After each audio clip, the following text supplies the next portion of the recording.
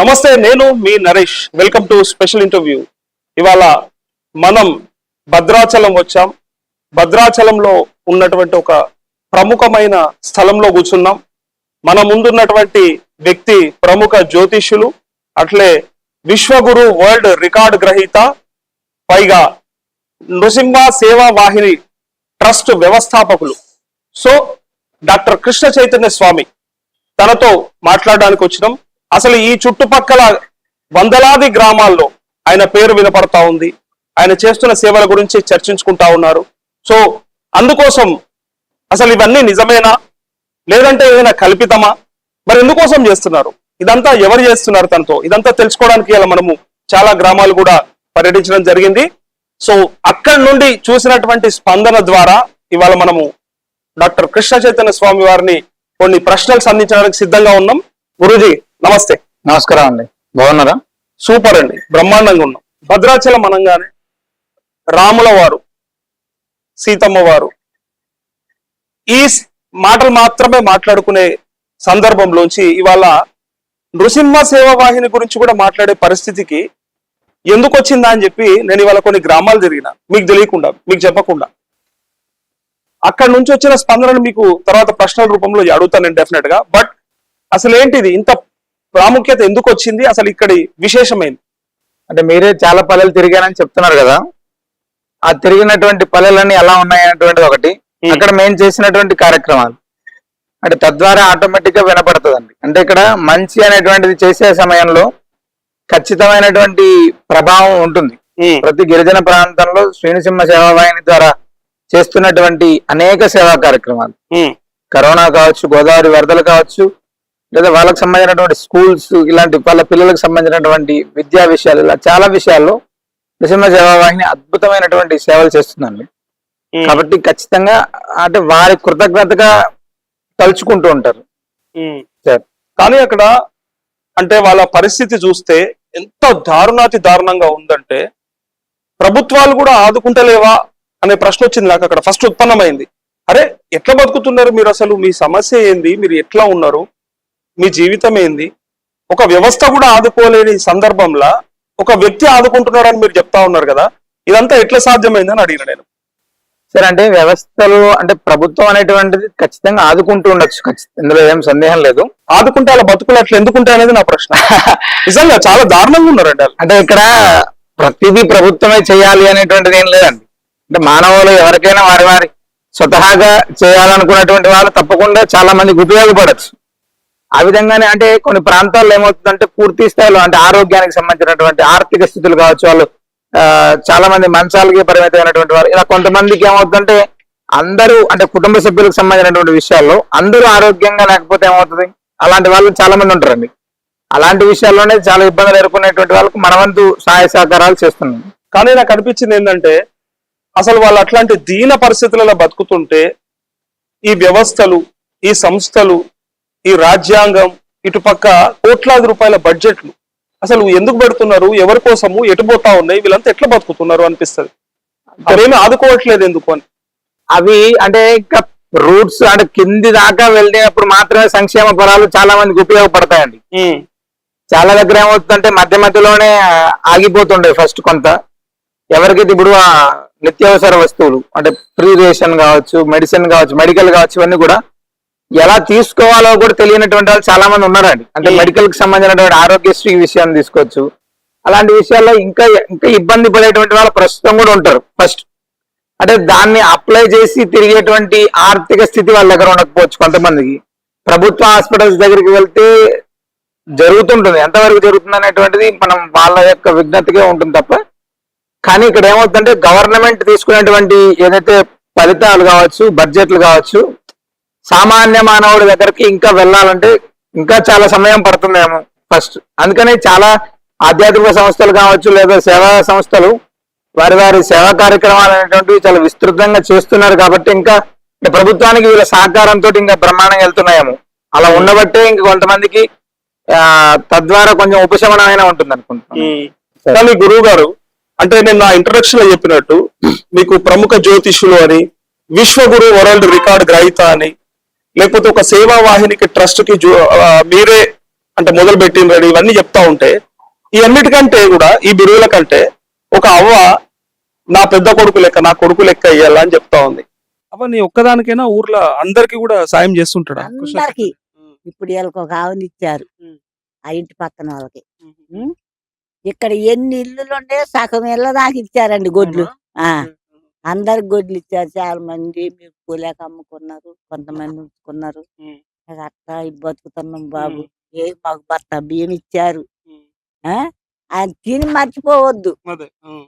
భర్త బియ్యం ఇచ్చారు, మాకు బాగానే సాయం చేశారు. ఇంకా గుడి కూడా ఏదో కట్టించాడన్నారు. గుడి కట్టించారు. బాబు మీరేం చేస్తారు మాకైతే తెలియదు. మీరు మట్టుకు మాకు కొద్దిగా సాయం చేయాలని అంటే బొడ్రా వేశారు. మొత్తం ఆయనే చేశారు. ఆయన మొత్తం ఖర్చులు తెచ్చి పాపం. ఏమనుకుంటున్నారు ఇప్పుడు ఊరోళ్ళంతా మరి ఆయన గురించి? ఆయన గురించి ఏమనుకుంటారు, మాకు దేవుడు మాకు ఒక కొడుకు అనుకుంటున్నాం సార్. ఒక తల్లి నాకు కన్న తండ్రి లెక్క ఆయన, ఇలా ఆయన లేకపోతే నేను బతికేదాన్నే కాదని చెప్తా ఉన్నాడు. మీకు అది ఎట్లా అనిపిస్తుంది? ఖచ్చితంగా కళ్ళలో నీళ్ళు వస్తాయండి అన్ని, అంటే ఆ యొక్క స్థితిలో వింటే. ఎందుకంటే ప్రస్తుతం కొన్ని గ్రామాల్లో అంటే మామూలుగానే గోదావరి వరదలు ఇలాంటివి వచ్చినప్పుడు ఏమవుతుందంటే విపరీతమైనటువంటి ఇబ్బందులు ఉంటాయండి. అలాంటి స్థితుల్లో కావచ్చు, కరోనా విపత్కర పరిస్థితులు వచ్చినప్పుడు కూడా కావచ్చు, ఏమవుతుందంటే తినడానికి తిండి ఫస్ట్ అక్కడ చాలా ఇబ్బంది పడేటువంటి వాళ్ళు చాలా మంది ఉన్నారు. వరదలు వచ్చి సర్వం కోల్పోయినటువంటి వాళ్ళకు మనం ఏదైనా సాయం చేస్తే వాళ్ళకి సంబంధం. ఏ చిన్న సాయం చేసినా కూడా దాన్ని మనం హృదయంలో తీసుకొని వాళ్ళు మనల్ని గుర్తుపెట్టుకున్నారంటే కూడా అది అదృష్టం, చాలా అదృష్టం అది. కానీ ఒక అవ్వ అయితే బెడ్ పైన పడుకుంది, ఆమెకి ఇక్కడ నుంచి అంటే నడుము నుంచి కింది భాగం ఏది పనిచేయట్లేదట. సో మీరు అందించిన ఏ సహాయం అయితే ఉందో అదంతా గుర్తు చేసుకొని కళ్ళలో నీళ్ళు పెట్టుకుంటుంది ఆమె. ఇదే కొత్త దుమ్ముగూడెం గ్రామంలో ఉన్నాం మనము. ఒక కుటుంబం యొక్క పరిస్థితి, అలా దీనావస్థ చూద్దాం ఒకసారి. ఒక అవ్వ ఉన్నది ఇక్కడ, మాట్లాడదాం ఆమెతోని. ఇక్కడ గవర్నమెంట్ ఏమి ఆదుకోదా అమ్మ మిమ్మల్ని? మీకు ఏమి ఇయ్యలేదా అసలు? మాకు ఏమీ లేదయ్యా. పోతే పింఛనికి పెట్టుకోండి అంటారు, పెట్టుకుంటే అవి రాట. పింఛన్ లేదు నీకు? నాకు లేదు, ఆయనకు లేదు. ఇక ఆమెకి ఆ పిల్లకి వస్తేనే మేము బతకటం. మీకు కృష్ణ చైతన్య స్వామి కొంచెం సాయం చేస్తున్నారు. సాయం చేస్తాడు కదా, బియ్యం పై ఖర్చులని, భోజనాలు కూడా పంపించిండు మొన్నటి దాకా. అయ్యగారు మమ్మల్ని బతికిచ్చినట్టే. సంవత్సరం బట్టి పనికి లేదు, అయినా లేదు పనికి. ఇక పాప డబ్బులు తెచ్చుకొని అయ్యే మందులని పై ఖర్చులు అట్లా. ఇక అయ్యగారు బియ్యం పై ఖర్చులు అయ్యగారు పంపిస్తాడు. ఇంకా పిల్లకి బట్టలు కూడా పంపిస్తాడు. ఇంకా అట్లా ఇంత సాయం ఎందుకు చేస్తుండే అసలు ఆయన మీకోసం? మరి అంటే మీరు అంటే ఇష్టమా, మీ అంటే ప్రజల మీద ప్రేమనా, మరి ఏంటిది అసలు ఆయన? ప్రేమేనండి, ప్రేమ వల్లనే. ఆయన ప్రేమ చూపియబట్టి ఇక్కడ కూడా చాలా మందికి అందుతున్నాయి అన్ని సౌకర్యాలు. గోదావరిలో వస్తే బియ్యాలు పంచి పెడతాడు, పై ఖర్చులు పంచి పెడతాడు. ఊరి మీద ప్రేమేనండి ఆయన. మీకేమనిపిస్తుంది ఆయన చూస్తే? మరి ఆయన చూస్తే తండ్రి లాగా అనిపిస్తాడు. ఆయన గొప్ప దేవుడు, మాకు తండ్రి లాగా. మేము మీ గురించి అక్కడ మాట్లాడుతుంటే ఆ చర్చలన్నీ వస్తా ఉంటే ఆ అవ్వ పక్కకు వచ్చి ఇదే సేమ్ అడుగుతా ఉంది. నాకు కూడా సమస్య ఉంది, నేను ఇట్లా మీరు వచ్చిరని తెలిసింది, నాకు కొంచెం చేరవేయండి, జర నా పరిస్థితి కూడా దీనంగా ఉంది, నాకు కొంచెం సాయం ఉంటే చేయించండి అని అడుగుతా ఉంది ఆమె. తప్పకుండా 100% చేస్తారండి. ఎందుకంటే ఆ గ్రామానికి సంబంధించినటువంటి వీలులంతా ఆ గ్రామాన్ని చాలా వరకు మనం చేస్తున్నాం. ఆమెకు సంబంధించినటువంటి ఈ మధ్య కాలంలో 2-3 రోజుల క్రితం నాకు కూడా తెలిసింది. తప్పకుండా చేస్తాం. ఇంకొకటి అటు పక్క ఇంకో శివలింగపురం, అక్కడ కూడా అక్కడికి వెళ్ళి అక్కడ ప్రజలను అడిగితే ఆ పెద్ద గుట్టపైకి అసలు కనీసం మానవ మాతృ అంటోడు ఎక్కలేడు కూడా అక్కడికి. సరే అప్పుడు ఎవరు కష్టపడ్డారు, అది ఎవరు చెక్కిర్రు, అసలు అది బ్రహ్మాండమైన శివలింగం ఉంది అక్కడ. సో అట్లాంటి గుడి ఆలయము చాలా సంవత్సరాలు మూతపడింది. ఆ తర్వాత కృష్ణ చైతన్య స్వామి వచ్చి మాకు ఇవన్నీ చుట్టుపక్కలంతా క్లీన్ చేయించి ఇంత పైకి కొద్దిమందిని తీసుకొచ్చి కష్టపడి తను ఇలా ధూపదీప నైవేద్యాలు కూడా పూర్తిగా తన చేతుల మీద నడుస్తున్నాయని చెప్తా ఉన్నారు కదా. గ్రామ పంచాయతీ శివలింగాపురం అనేటువంటి శివాలయం అనే గ్రామంలో శివాలయంలో ఈనాడు భగవంతుడికి ధూపదీప నైవేద్యాలు అందించేలా ప్రతినిత్యం ఈ కార్యక్రమం జరగాలనేటువంటి సత్సంకల్పంతో మనం ప్రారంభం చేశాం. కొండపైకి ఎట్లా ఎక్కుతున్నారు? కొండపైకి ఎందుకోసం? నేనే సార్, ప్రతి వారం ఇక్కడికి వస్తుంటాం సార్. ప్రతి సోమవారం వస్తామండి. ఈవినింగ్స్ వచ్చేసి అభిషేకం చేసేసి వెళ్తుంటాం. తర్వాత ఇక్కడ మిగతా భక్తులు కూడా వస్తుంటారండి. కానీ ఇంత పైకి అసలు ఎక్కడానికే రాదన్నట్టుగా ఉంది. అక్కడ ఎక్కడో కొండపైన స్వామివారి మహిమ అలాంటిదండి, అంత పవర్ఫుల్. అంటే శ్రీచక్రం టెంపుల్ కదండి, బాగా అంటే ఆ శ్రీచక్రం టెంపుల్లో 64 కోట్ల దేవతలు దాంట్లో నిమగ్నమై ఉంటారటండి. అందుకనే మా గురువు గారు కూడా శ్రీచక్రం అంటే అంత పవర్ఫుల్ అనేసి చేయమంటారు వెళ్ళి. అందుకనే మనం వచ్చేసి నేను ఈ దేశంలో ఉన్నటువంటి జ్యోతిర్లింగాలు కావచ్చు, లేకపోతే చాలా శివాలయాలు కావచ్చు చూసినా కదా, ఎక్కడ కూడా ఇట్లా ఈ శ్రీచక్రం టైప్ గా అంటే ఈ మేరు చక్ర రూపంలో అయితే అసలు ఎక్కడ లేడు శివుడు. ఇక్కడ ఏంటి అసలు ఈ ప్రత్యేకత? ఇక్కడ ప్రత్యేకత ఏంటంటే ఇక శ్రీచక్రం ఏంటంటే ఇక ఈ మన రాష్ట్రంలో ఇంచుమించు 2వ స్థానమో ఏదో అనేసి చెప్పారండి చాలా మంది. మన డ్రాయింగ్ మాస్టర్ గారు ఇంతకుముందు ఉండే సార్, ఆ సార్ స్థాపించింది. అతను ఆయనే మొత్తం మూల కారణం. ఆ మాస్టర్ గారు ఒక రాజుగారండి. వాళ్ళిద్దరు కలిసి దాన్ని స్థాపించారు సార్. పాపం వాళ్ళిద్దరు ఇదయ్యారు. ఇక్కడ నుంచి ఇప్పుడు భక్తులు వస్తా ఉంటారా ఇక్కడికి రెగ్యులర్ గా? ఈ పై సోమవారం వస్తూనే ఉంటాండి. అవునా? బాగా వస్తారండి. మంచిగా బాగా చేసుకుంటారు. కాకపోతే డెవలప్ అనేది చేయలేకపోతారు. ఓకే. అది సార్. కానీ నేను ఒకటి విన్నా ఇక్కడ, ఇందాక కొంతమంది భక్తులు చెప్పారు, అంటే కొన్ని సంవత్సరాల పాటు మూతబడి ఉన్నది, అవునవును దానికి సార్. కారణం ఇట్లా ఒకటేదో అపశకనం లాగా జరిగింది అని చెప్పన్నారు. దానికి కొద్దిగా మన హోమం అయి ఇంతకుముందు ఒకసారి చేశారండి. కానీ మళ్ళీ దాన్ని గట్టిగా ఎవరు పట్టించుకోక అలాగా ఇదైతుంది సార్ అలా. ఇప్పుడు మళ్ళీ ఎవరి వల్ల జరుగుతున్నాయి ఇవన్నీ పూజలు ఇవన్నీ కూడా? కృష్ణ చైతన్య గారు వచ్చిన దగ్గర నుంచి ఆలయానికి ప్రజలు, చుట్టుపక్కల భక్తులు కానీ ప్రజలు కానీ ఎక్కువ మంది రావడానికి అవకాశం ఉందండి. అంతకుముందు వేరు వేరు పుకార్ల చేత ఆలయాన్ని పక్కకు పెట్టడం జరిగింది. సో పూర్తిగా మళ్ళా పూర్వ వైభవం వచ్చింది అని అంటున్నారు మీరు. సో ఎట్లా ఉన్నారు గ్రామస్తులు, ఎట్లా మరి సంతోషంగా ఉన్నారా, మరి ఎట్లా? సంతోషంగా ఉన్నారు సార్. ఉమ్. ఇక్కడ ఈ సేవా సమితి నుంచి జరిగిన అభివృద్ధి తర్వాత చాలా మటుకి ఆలయానికి అందరూ రావడం, చుట్టూ పరిసర ప్రాంతాల ప్రజలు కూడా చాలా సంతోషం వ్యక్తం చేస్తున్నారండి. సో ఎట్లా అనిపిస్తుంది ఇదంతా? అసలు మీకు ఇంత ప్రేమ ఎందుకు అని మాకు పెద్ద డౌట్ అది. ఇక్కడ ప్రేమ అనే దానికంటే ముందు బాధ్యత అనుకుంటున్నానండి నేను. అంటే ఫస్ట్ ఏంటంటే సమాజం పైన మనకుండేటువంటి బాధ్యత ఒకటి. ఫస్ట్ శివలింగాపురం అనేటువంటిది చర్ల మండలం. చర్ల మండలం దగ్గర ఒక పూర్తి స్థాయిలో పాడుబడినటువంటి శివాలయం ఒకటి. అక్కడ ఏమవుతుందంటే ఒక 10 సంవత్సరాల క్రితం ఆ ఆలయంలో ఎవరు దొంగలు పడి ఒక వ్యక్తి చనిపోతే ఆ ఆలయాన్ని పూర్తిగా మూసేశారు. ఒక కొండపైన ఉంటది అది. ఆ కొండపైన ఉన్నటువంటి ఆ శివాలయానికి సంబంధించి ఆ ఊర్లో వాళ్ళు ఎవరైనా వెళ్తే కూడా ఏమైనా భయపడి, అంటే అక్కడికి వెళ్తే ఎవరు చనిపోతున్నారు ఏదో మూఢనమ్మకం అనేటువంటిది ప్రారంభం అయితే ఆ గుడికి పక్కనే ఒక ఊర్లో ఈ మధ్య కాలంలో అగ్ని ప్రమాదం జరిగినప్పుడు మాకు తెలిస్తే వాళ్ళకి సామాన్లు ఇవ్వడానికి వెళ్ళినప్పుడు అక్కడ ఉన్నటువంటి పిల్లలు చెప్పారు, అన్న ఇట్లా గుడి ఒకటి ఉంది, మనం ఏదైనా చేయాలి అని. సరే వెళ్దామంటే మేము ఎవరైనా రావు, మాకు భయం అని. భగవంతుడు సాడిస్ట్ కాదురా బాబు, మనం వెళ్దాం రండి అని చెప్పి తీసుకెళ్లి ఫస్ట్ చూసాం. చూసిన తర్వాత ఒక 5 మందితోటి 3గురితో అయ్యేటువంటి పనులా కనిపించలేదు. తర్వాత మా సభ్యుల నృసింహ సేవాయని భక్త కుటుంబం అందరికీ ఒక చిన్న మెసేజ్ ఏర్పాటు చేసి సుమారు ఒక 100-150 మంది వెళ్ళి మొత్తం ఆ కొండనంతా కూడా శుభ్రం చేసి ఆ రోజు నుంచి కూడా దుబ్బదీప నైవేద్యం అందేలాగా చేస్తున్నాం. చాలా ఈ రోజు కొన్ని వందలాది మంది, మన శివరాత్రికి అయితే కొన్ని వందల వేల మంది వెళ్ళి దర్శనం చేసుకున్నారు. అది చాలా బ్రహ్మాండంగా నడుస్తుందండి. అది అంటే మనం ఏదైనా చేయాలి అనుకున్నప్పుడు ఫస్ట్ సమాజానికి ఉపయోగపడుతుంది ఒకటి, తద్వారా వాళ్ళతో అక్కడ మంచి ఫలితం. ఇప్పుడు ఒక ఆలయంలో మంచి పూజలు జరుగుతున్నాయి, ఆ ఊరు బాగుంటుంది కదా. ఫస్ట్ ఆ మూఢనమ్మకం అనేటువంటిది తొలగిపోతుంది. హిందూ ధర్మంలో మెయిన్ సమస్య ఏమవుతుందంటే మూఢనమ్మకాలను పెంచేసి తద్వారా దానిపైన ఇంకోటి వేసి ఈ ధర్మంలో ఇలా ఉంటే ఇలా అనేటువంటి దాన్ని ఎక్కువ అందరిపైన ఆపాదింపజేస్తుంటారు. అంటే ఆయనకు ఇలా చేస్తేనే లేకపోతే గుళ్ళల్లో ఇన్ని డబ్బులు ఇలాంటివన్నీ చాలా పెరిగిపోతున్నాయి. అలాంటివి ఉండవు. మనం భక్తితో ప్రార్థన చేసుకోవడానికి కొన్ని దగ్గర ఉంటే ఉండొచ్చేమో, భక్తితో ప్రార్థన చేయడానికి ఇవన్నీ అవసరం లేదు కదా. భగవంతుడు అనేటువంటి వాడు ఎవరి దగ్గరైనా, అంటే మీ ద్వారా మేము చెప్పదలుచుకుంది ఏంటంటే, చాలా మందికి భగవంతుడు అది చేయకపోతే ఏదో చేస్తాడు, ఇది చేయకపోతే ఏదో చేస్తాడు, అలాగే ఉండదండి. ఇప్పుడు మనం ఎంత అలిగినా కూడా మన తల్లిదండ్రులు ఏం చేస్తారు, మనల్ని బుజ్జగిచ్చో లాలిచ్చో మనల్ని అన్నం చేస్తారు. అంతేగా చెప్పించడమో కొట్టడమో బయటపడేయడం దండన చేస్తారు ఎంతవరకు, మనం మాట వినే వరకు. అంతే తప్ప భగవంతుడు అనే సరైన మార్గంలో పెట్టండి. భగవంతుడు కూడా చిన్న చిన్న పరీక్షలు ఎవరికైనా ఇప్పుడు యోగ్యుడా కాదని తెలుసుకునేటువంటిది భగవంతుడికి కూడా ఖచ్చితం కదా. అంతే తప్ప ప్రత్యేకంగా సాడిస్ట్ కాదు. మనందరం తెలుసుకోవాల్సిన విషయం అది.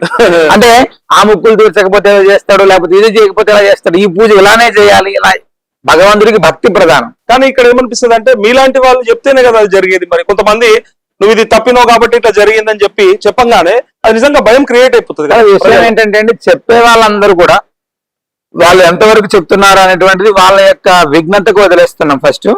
రెండో విషయం ఏంటంటే, ఈ భక్తి అనేటువంటి దాన్ని చాలా మంది క్యాష్ చేసుకుంటే అదొక సమస్య. ఇంకోటి తప్పుడు మార్గంలో కూడా తీసుకెళ్తున్నారు. ఇప్పుడు చాలా మట్టుకు కొన్ని దగ్గర జరుగుతా ఉంది. అంటే అది స్వామీజీలు బాబాజీలు ఎక్కడి నుంచి పుట్టుకొస్తారు మరి? అంటే చాలా ఆధ్యాత్మిక గురువులు మంచి సక్రమమైనటువంటి మార్గంలో తీసుకెళ్ళడానికి వాళ్ళ ప్రయత్నాలు చేస్తూనే ఉంటారండి. కొత్తగా పుట్టుకొని వచ్చేటువంటి వాళ్ళు ఏంటంటే వాళ్ళు ఇష్టం వచ్చినటువంటి చెప్పడం లేకపోతే ఇంకోటి ఉండడం వల్ల ఇబ్బందికరమైనటువంటి అంశం తప్ప ఇది కాదు. కొంచెం మనం దాన్ని గ్రహించాలండి ఫస్ట్. ఆ గ్రహించలేకపోతే మనదే తప్పవుతుంది. ఇప్పుడు ఇది చేయకపోతే ఇది ఏదో అయిపోతుంది అనేటువంటి దాన్ని నువ్వు ఎందుకు అంత తొందరగా నమ్మాల్సి? భగవంతుడి దగ్గర నువ్వు ప్రత్యక్షంగా ఒక దీపారాధన చేయి, ఒక ప్రదక్షిణ చేయి, ఒక గోమాతకి అన్నం పెట్టు, లేకపోతే భగవంతుడి దగ్గర నువ్వు ఒక మంత్ర జపం చేయి. ఇలాంటి చేయడం ఎవరికి ఇష్టం ఉండట్లేదు ప్రస్తుతం. ఇన్స్టెంట్ గా అయిపోవాలి, ఏదో చేయాలి, అర్ధరాత్రి కుబేర్లు అయిపోవాలి, మనం ఏదో చేయాలి. అంటే మనం పని చేయకుండా అవన్నీ జరగవు అనేటువంటి దాన్ని ఎవరు ఆలోచించట్లేదండి. కానీ చేస్తే బాగా జరుగుతుంది, నీకు అన్ని బాగుంటాయి అని చెప్పేది మీరే, చేయకపోతే నీకు ఈ సమస్యలు వచ్చే అవకాశం ఉందని చెప్పేది కూడా మీ వాళ్ళే కదా కొంతమంది. అంటే ఇక్కడ అది చెప్తున్నా సార్, ఇక్కడ చేయకపోతే ఏదో అవుతుంది అని చెప్పేటువంటి వాళ్ళు ఉండరేమో, ఉంటారేమో నాకు తెలియదు. ఉన్నప్పుడు ఏమవుతుందంటే వాళ్ళు ఏం చెప్తున్నారో దాన్ని ఆలోచించాల్సినటువంటి విఘ్నత కూడా మనకు ఉంటుంది అని చెప్తున్నాను. ఫస్ట్ చేస్తే మంచి జరుగుతుంది ఒకటి, ఓకే. చేయకపోతే ఏదో జరుగుతుంది అని ఎట్లా చెప్తాను?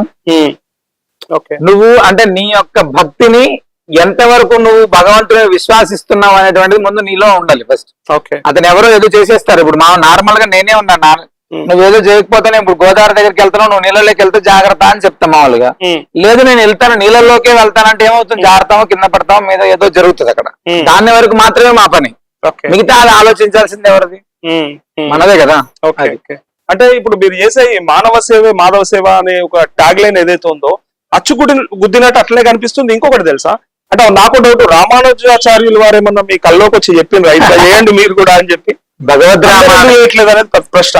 అంటే భగవద్ రామానుజాచార్యులు కావచ్చు, ఆదిశంకరాచార్యులు, మధ్వాచార్యులు, అహోబిల మఠం పీఠాధిపతి ఆదివేంద్రరావు స్వామి, అందరూ మహనీయులు. రంగాచార్య స్వామి వారు ఈ శాలగ్రామ ఆశ్రమాన్ని ఎవరైతే మూల పురుషులో వాళ్ళు రంగాచార్య స్వామి, వీరందరూ కూడా చాలా మందికి ధర్మ మార్గాన్ని చూపించినటువంటి వాళ్ళు. ఫస్ట్ మనిషి జీవన విధానం ఎలా ఉండాలి, భగవద్ రామానుజాచార్య స్వామి వారు ఆయన ఎలా ఉండాలి అని చెప్పారు. ఈ సమాజం ఎలా ఉండాలి అనేటువంటి దాన్ని చాలా వరకు ఆయన పాటించి చూపించారు. సమాజంలో ఏది ఉంటే మంచిది, ఏది ఉంటే చెడ్డది అనేటువంటి చాలా మంది చూపించారు. వారి యొక్క పరంపరలో మనం వెళ్తున్నాం అంటే ఖచ్చితంగా మంచిదేనండి. అంటే ఆ యొక్క సిద్ధాంతాలని మనం పట్టుకొని, రాజు లేదు పేద లేదు అందరూ ఒకటే, ధనికుడు లేదు పేద లేదు, ఎవరైనా లాస్ట్ కి తీస్తే 6 అడుగులు పోయి, అంతకు మించి ఏమి ఉండదు నాకు తెలిసి. ఎవరిని కోసినా రక్తం వస్తుంది. అలాంటప్పుడు మనం బతికున్నంత వరకు కూడా నలుగురికి ఉపయోగపడితే, మీరు ఇందాక అన్నారు వస్తా మీరు ఇక్కడ వచ్చారు తర్వాత ఎక్కడికో వెళ్ళారనే విషయం ఇప్పుడు మీ దగ్గరికి వచ్చేదాకా నాకు తెలియదు. మీరు నలుగురి దగ్గరికి వెళ్ళాక పలానా దగ్గరికి వెళ్ళినప్పుడు సరే వాళ్ళు ప్రేమతో చెప్పారా ఇంకొకతో చెప్పారా అనేది పక్కకు పెడితే, వాళ్ళ నా మాట చెప్పేటప్పుడు వాళ్ళ యొక్క ఆనందం అయితే ఉంటుందిగా. మరి అది చాలా గొప్పది కదండి. అది దాన్ని పొందడానికి మేము ఎన్ని జన్మల పుణ్యం చేసి ఉండాలి. ఆ సాయం పొందిన వల్ల మాటలు కాదు, కళ్ళు చెప్పినాయి నాకు నిజంగా. వాళ్ళ కళ్ళల్లో ఆనందము, వాళ్ళు కార్చే ఆ కన్నీటి బిందువుల్లో కనపడింది నాకు నిజంగా వాళ్ళకి వచ్చిన. అంటే అదంటున్నా నేను ఎన్ని జన్మల పుణ్యం చేసి ఉండాలి. ఖచ్చితంగా ఎన్నో జన్మల పుణ్యం చేసి ఉంటేనే ఆ యొక్క అదృష్టం నాకు దక్కిందేమో అనుకుంటున్నాను. ఓకే, యాక్చువల్ గా అంటే ఇక్కడ కల్పవృక్ష నరసింహ స్వామి దర్శనం కోసము ఇట్లా ఇంతమంది రావడం అనేది ఏంటి, అసలు ఇక్కడ విశేషం ఏంటిదని? సరే, ఇక్కడ ఉండేటువంటి భగవంతుడు సాక్షాత్తు లక్ష్మీ నరసింహస్వామి వారి 750 సంవత్సరాల క్రితం రంగాచార్యులు అనేటువంటి వైష్ణవోత్తముడికి తన అవసాన దశలలో, అంటే రంగాచార్య స్వామి వారు అనేటువంటి వారు నృసింహ ఉపాసకులు, ఆయన ఆరాధన చేస్తే అద్భుతమైనటువంటి నృసింహ అనుగ్రహంతో, అంటే స్వామియే ఎదురుగా ఉండి ఆరాధనను స్వీకరిస్తున్నారా అనే అంత అద్భుతంగా ఆయన యొక్క ఆరాధన ఉండేదంట. ఆయన తన అవసాన దశలో, భగవాన్ నువ్వు ఇంకా నా దగ్గర ఉండాలి కదా, ఈ సమయంలో నేను ఇన్ని సంవత్సరాలు నేను చూశాను కదా, నా దగ్గర నువ్వు ఉండాలి కదా అంటే సాక్షాత్తు లక్ష్మీ సమేతంగా వచ్చి ఇచ్చినటువంటి శాలగ్రామం ఈ యొక్క కల్పవృక్ష నరసింహస్వామి వారు అండి. ఇక్కడ ఏది ధర్మబద్ధమైనటువంటి సంకల్పం చేస్తే, ఏది ధర్మబద్ధంగా మనం మొక్కి ఇక్కడ ముడుపు కట్టి ప్రదక్షిణ చేస్తాము, అనతి కాలంలోనే ఆ యొక్క ధర్మబద్ధమైనటువంటి సంకల్పాలన్నీ కూడా నెరవేరుతాయండి. అందుకే రోజు వందల వేలాది మంది స్వామివారికి దర్శనం చేసుకోవడానికి వస్తుంటారు, ముడుపులు కట్టడానికి వస్తుంటారు. కానీ అంటే రంగాచార్య స్వామి వారి వారసుడిగా కల్పవృక్ష నరసింహ స్వామిని అసలు మీ పూర్వీకులకు వ్యతిరేకంగా ఎందుకు బయటకు తీసుకొచ్చారు? మరి అంటే వ్యతిరేకంగా కాదు, అంటే పూర్వీకులందరూ కూడా అంటే రంగాచార్య స్వామి వారి సమయంలో వేలాది మంది వచ్చి దర్శనం చేసుకునేటువంటి వాళ్ళు. తదనంతరం అదంతా కూడా ఎవరైతే ఆ యొక్క బాధ్యతలన్నీ చూడాల్సినటువంటి వాళ్ళు ఉంటారో వాళ్ళకి ఇబ్బందికరమైనటువంటి అంశాలు ఉన్నప్పుడు కొంచెం జాగ్రత్తగా ఇంట్లోనే పెట్టుకొని ఆరాధన చేసుకునేటువంటి పద్ధతిని పెట్టుకున్నారండి చాలా వరకు. అంటే ఇంట్లో ఉన్నా కూడా తెలిసినటువంటి వారి వరకు మాత్రం వచ్చి తప్పనిసరిగా వచ్చి దర్శనం చేసుకునేటువంటి వాళ్ళు. మా దగ్గరకు వచ్చే సమయంలో ఏమవుతుందంటే ఈ యొక్క సేవా కార్యక్రమాలు తర్వాత ఇలాంటివన్నీ చేస్తున్నప్పుడు చాలా గ్రామాలు మేము తిరిగి ఇవన్నీ జరుగుతున్నాయి కదా. అంటే భగవత్ సంకల్పం ఏమో ఫస్ట్ ఒకటి ఆయన బయటికి రావాలనేటువంటిది. అంటే ఇన్ని చూసినప్పుడు భగవంతుడు అనేటువంటి వాడు మన ఇంట్లోనే ఉంటే మనమే బాగుండడం కాదు కదా, బయట ఉంటే ఇంకో వేలాది మంది లక్షలాది మంది బాగుంటారు కదా అనే దాన్ని ఎప్పుడు మేము అనుకునేటువంటి వాళ్ళం. కానీ ఇంతమంది ఇన్ని సంవత్సరాల తరపున కాపాడుతున్నటువంటి దీన్ని మనం బయట పెట్టి ఇది ఒక అపచారము లేకపోతే అంటే మనం కాపాడలేకపోతే మళ్ళీ దాని యొక్క ప్రభావం ఈ ఇబ్బంది అనేటువంటి దాన్ని భయపడి ఇన్ని రోజులు అలానే ఉండేది. ఓకే 2017-18 సంవత్సరాల నుంచి కూడా అనుకున్నాం కానీ ఎప్పుడు కూడా దాన్ని బయట పెట్టాలంటే పెద్ద సాహసం చేయలేకపోయాం. స్వామి వారి స్వప్నంలో చెప్పారు, తర్వాత భగవంతుడే సాక్షాత్తుగా నేను బయటికి రావాలి అని ఫిక్స్ అయిపోయినట్టున్నాడు. 2023 సంవత్సరంలో ఇక్కడ ప్రత్యేకంగా 32 రోజులు ఆశ్రమాన్ని ఏర్పాటు చేసి స్వామివారిని పెట్టాం. ఆయన అనుగ్రహించినటువంటి ముహూర్తంలోనే పెట్టాం ఇక్కడ. ఆ రోజు నుంచి ఈ రోజు దాకా కొన్ని వేలాది మంది భక్తులు వస్తున్నారు, వాళ్ళ సంకల్పాలు నెరవేర్చుకుంటున్నారండి. యాక్చువల్గా ముడుపులు కూడా చూస్తా ఉన్నాను నేను. సో ఇన్ని ముడుపులు కడతా ఉన్నారు కదా, వాళ్ళు అంటే నాకు అనిపిస్తుంది భక్తుల కోరికలు పెరిగి ముడుపులు ఎక్కువ కడుతున్నారా లేదంటే నిజంగానే అంటే దేవుడు కనికరిస్తాడనే నమ్మకంతో కడుతున్నారా అనేది ప్రశ్న. ఇక్కడ ధర్మబద్ధమైనటువంటి సంకల్పం ఉంటే మన దగ్గర ఏదైనా ధర్మబద్ధమైనటువంటి సంకల్పం ఉంటే ఖచ్చితంగా సంకల్పం నెరవేరుతుంది. ఇక్కడ ఒకటి ఫస్ట్ అంటే భక్తుల కోరికలు అనేటువంటి ఎవరికైనా ప్రతి మానవుడికి ఉంటుందండి. ఏదో ఒక రకమైనటువంటి ఆశ. మనిషి అనేటువంటి వాళ్ళ ఆశాజీవి. ఈ ఆశాజీవి అనేటువంటిది అప్పుడు ఏమవుతుందంటే వాళ్ళ కుటుంబం గురించి ఫస్ట్ భార్య పిల్లలు వాళ్ళ యొక్క చదువులు ఉద్యోగం ఉన్నతి ఇల్లు ఇలానే ఉంటాయి. అవి పెద్దగా నాకు తెలిసి అవి స్వార్థమైనటువంటి కోరికలు ఏం కాదు. అంటే కుటుంబానికి ఉపయోగపడే కోరికలు, అంటే వాళ్ళ యొక్క జీవన విధానానికి ఉపయోగపడేటివి. దాన్ని ఇంకా మంచిగా భగవద్ అనుగ్రహం చేత ఇంకా మంచిగా నెరవేర్చుకోవడానికి ఇక్కడికి వచ్చి స్వామివారిని ప్రార్థన చేసి వెళ్తుంటారు. ముడుపులు కట్టి ప్రతినిత్యం కూడా వేలాది మంది వస్తారండి. అదే నన్ను ముడుపులు చూస్తా ఉంటే నాకు అది అనిపిస్తా ఉంది, కోరికలు ఏమైనా పెరిగిపోతున్నాయా ప్రజలకి జనాలకి అని. అంటే మనుషులు పెరుగుతున్నారు ఫస్ట్, వాళ్ళ కోరికలు తక్కువే ఉంటాయి కానీ మనుషులు పెరుగుతున్నారు. అంటే దేవుడు కూడా అమ్మో బాబు ఏంటి కోరికలు ఏంది వీళ్ళు ఇండిగానే పడుతా ఉన్నారు నన్ను అనిపించేటట్టు అనిపిస్తా ఉంది. అదేముండదండి, ఎందుకంటే ఆయనకి తెలియనటువంటి కోరిక కాదు కదా, ఖచ్చితంగా ఆయనకు తెలిసిందే కదా. మనసులో చెప్పుకున్నాయో ఆయనకి చెప్పినా అది వినపడతానే ఉంటది కదా. తప్పకుండా అండి, మీ ద్వారానన్నా చేరుతుంది కదా లాస్ట్ కి. 100% చేరుతుంది, 100% నెరవేరుతుంది. కానీ అంటే అనిపిస్తుంది సరే మీరు అన్నట్టుగా కుటుంబం కోసమో లేకపోతే తన ఉన్నతి కోసమో చేసుకునేది అయితే స్వార్థమేం కాదు అని మీరు అంటా ఉన్నారు. అంటే తనకు సంబంధించిందే కాబట్టి పర్వాలేదని. కానీ కనీసం పక్కోడి గురించి కూడా ఆలోచించలేని పరిస్థితులలో ఉంది ఇప్పుడున్న సమాజం. అయితే మరి అది స్వార్థం అనిపించదా? అంటే పక్కోడి గురించి ఆలోచించలేకపోతే నాకెందుకనే ధోరణికి వచ్చేసారు చాలా మటుకు. సరే అది వాస్తవంగా తప్పు. ఎందుకంటే మీరు కరోనా ఒకటి మనం ఈ మధ్యకాలంలో వచ్చినటువంటి పెద్ద గుణపాఠం అది. ఒక పెద్ద వీధిలో కరోనా వచ్చింది ఎవరికైనా అంటే వెంటనే ఏం ప్రార్థన చేశారంటే మా ఇంటికి దాకా రాకూడదు అని. అంటే వాడికి బాగుండాలి వీడికి బాగుండాలి అందరికీ బాగుండాలంటే అన్నం పెట్టాం. అప్పుడు మళ్ళీ అది అయిపోయిన తర్వాత మళ్ళీ కొంచెం మనుషులు మళ్ళీ మారుతున్నారేమో అనిపిస్తుంది కానీ ముఖతో వంకరాలంటే అనిపిస్తుంది.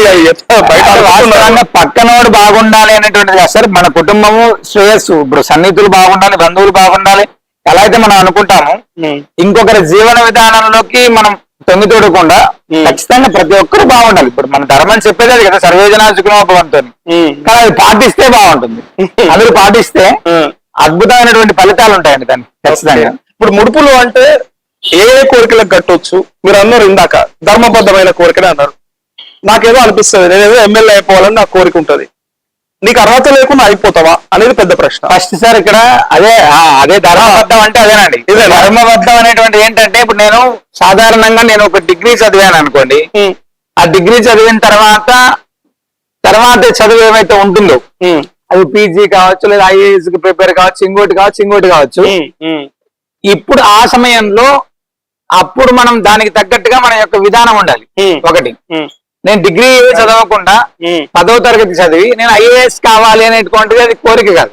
ఓకే ఇప్పుడు మీకున్నటువంటి దాంట్లో ఇప్పుడు మీరు మీ ఇంట్లో బాగుండాలి, ఓకే బాగుంది. లేదా ఒక సర్పంచ్ గా పోటీ చేస్తున్నారు, లేదా ఒక ఎమ్మెల్యేగా పోటీ చేస్తున్నారు. అసలు మీ దగ్గర నలుగురికి సహాయపడేటువంటి గుణం కావాలి. ప్రస్తుతం ఎమ్మెల్యే కావాలంటే కోట్లు కావాలి, అంతే కదా. మరి అదే కోట్లు కావాలి, డబ్బులు కావాలి. అంటే సమాజంలో మన జాతకరీత్యా ఆ యొక్క స్థితి ఉండాలి. సమాజంలో మనం ఆ స్థితిని మనం మెయింటైన్ చేసేటువంటి పరిస్థితి కూడా ఉండాలండి. అలా అయితే భగవంతుడు ఇస్తాడు. అది మీ యొక్క యోగ్యతను బట్టి మాత్రమే ఉంటది ఫస్ట్. అంతేగాని ఏ పని చేయకోకుండా స్వామివారి చుట్టూ రోజు 108 చేస్తాను, నాకు ₹1,00,00,000 డబ్బులు రావాలి, ఖచ్చితంగా రాదు. 100% రాదు. నువ్వు పని చేయి, నువ్వు పని చేస్తున్నావు, దానికి సంబంధించినటువంటి ఫలితాన్ని అడుగు భగవంతుని, తప్పనిసరిగా ₹1 పెంచి ఇస్తాడు భగవంతుడు. నేనేమంట, అర్హత ఉండి అన్ని ఉండి ప్రయత్నం చేసుకుంటే ఆటోమేటిక్ గా సాగిపోవాలి కదా, రావాలి కదా. దానికి భగవత్ సంకల్పం ఎందుకు మళ్ళీ ఇక్కడ? ఓకే, మన తెలంగాణ అసెంబ్లీ ఎమ్మెల్యేల సీట్ల సంఖ్య ఎంత ఉంటుంది సార్? 119 కదా. 119 మంది మాత్రం 5 సంవత్సరాలకు ఒకసారి గెలుస్తారు, అంతేనా? అంటే అర్హత ఉండి అన్ని ఉన్నా కూడా ప్రస్తుతం రాజకీయాల్లో వెళ్ళిపోగానే మనకు సీట్ ఇచ్చేస్తున్నారా అని ఇస్తున్నారు. బైలక్లో వచ్చినటువంటి వాళ్ళు కొంతమందికి ఈ మధ్యకాలంలో సీట్ వచ్చేసరికి ఓడిపోయినా గెలిచినా బైలక్లో వచ్చినటువంటి వాళ్ళు ఉన్నారా?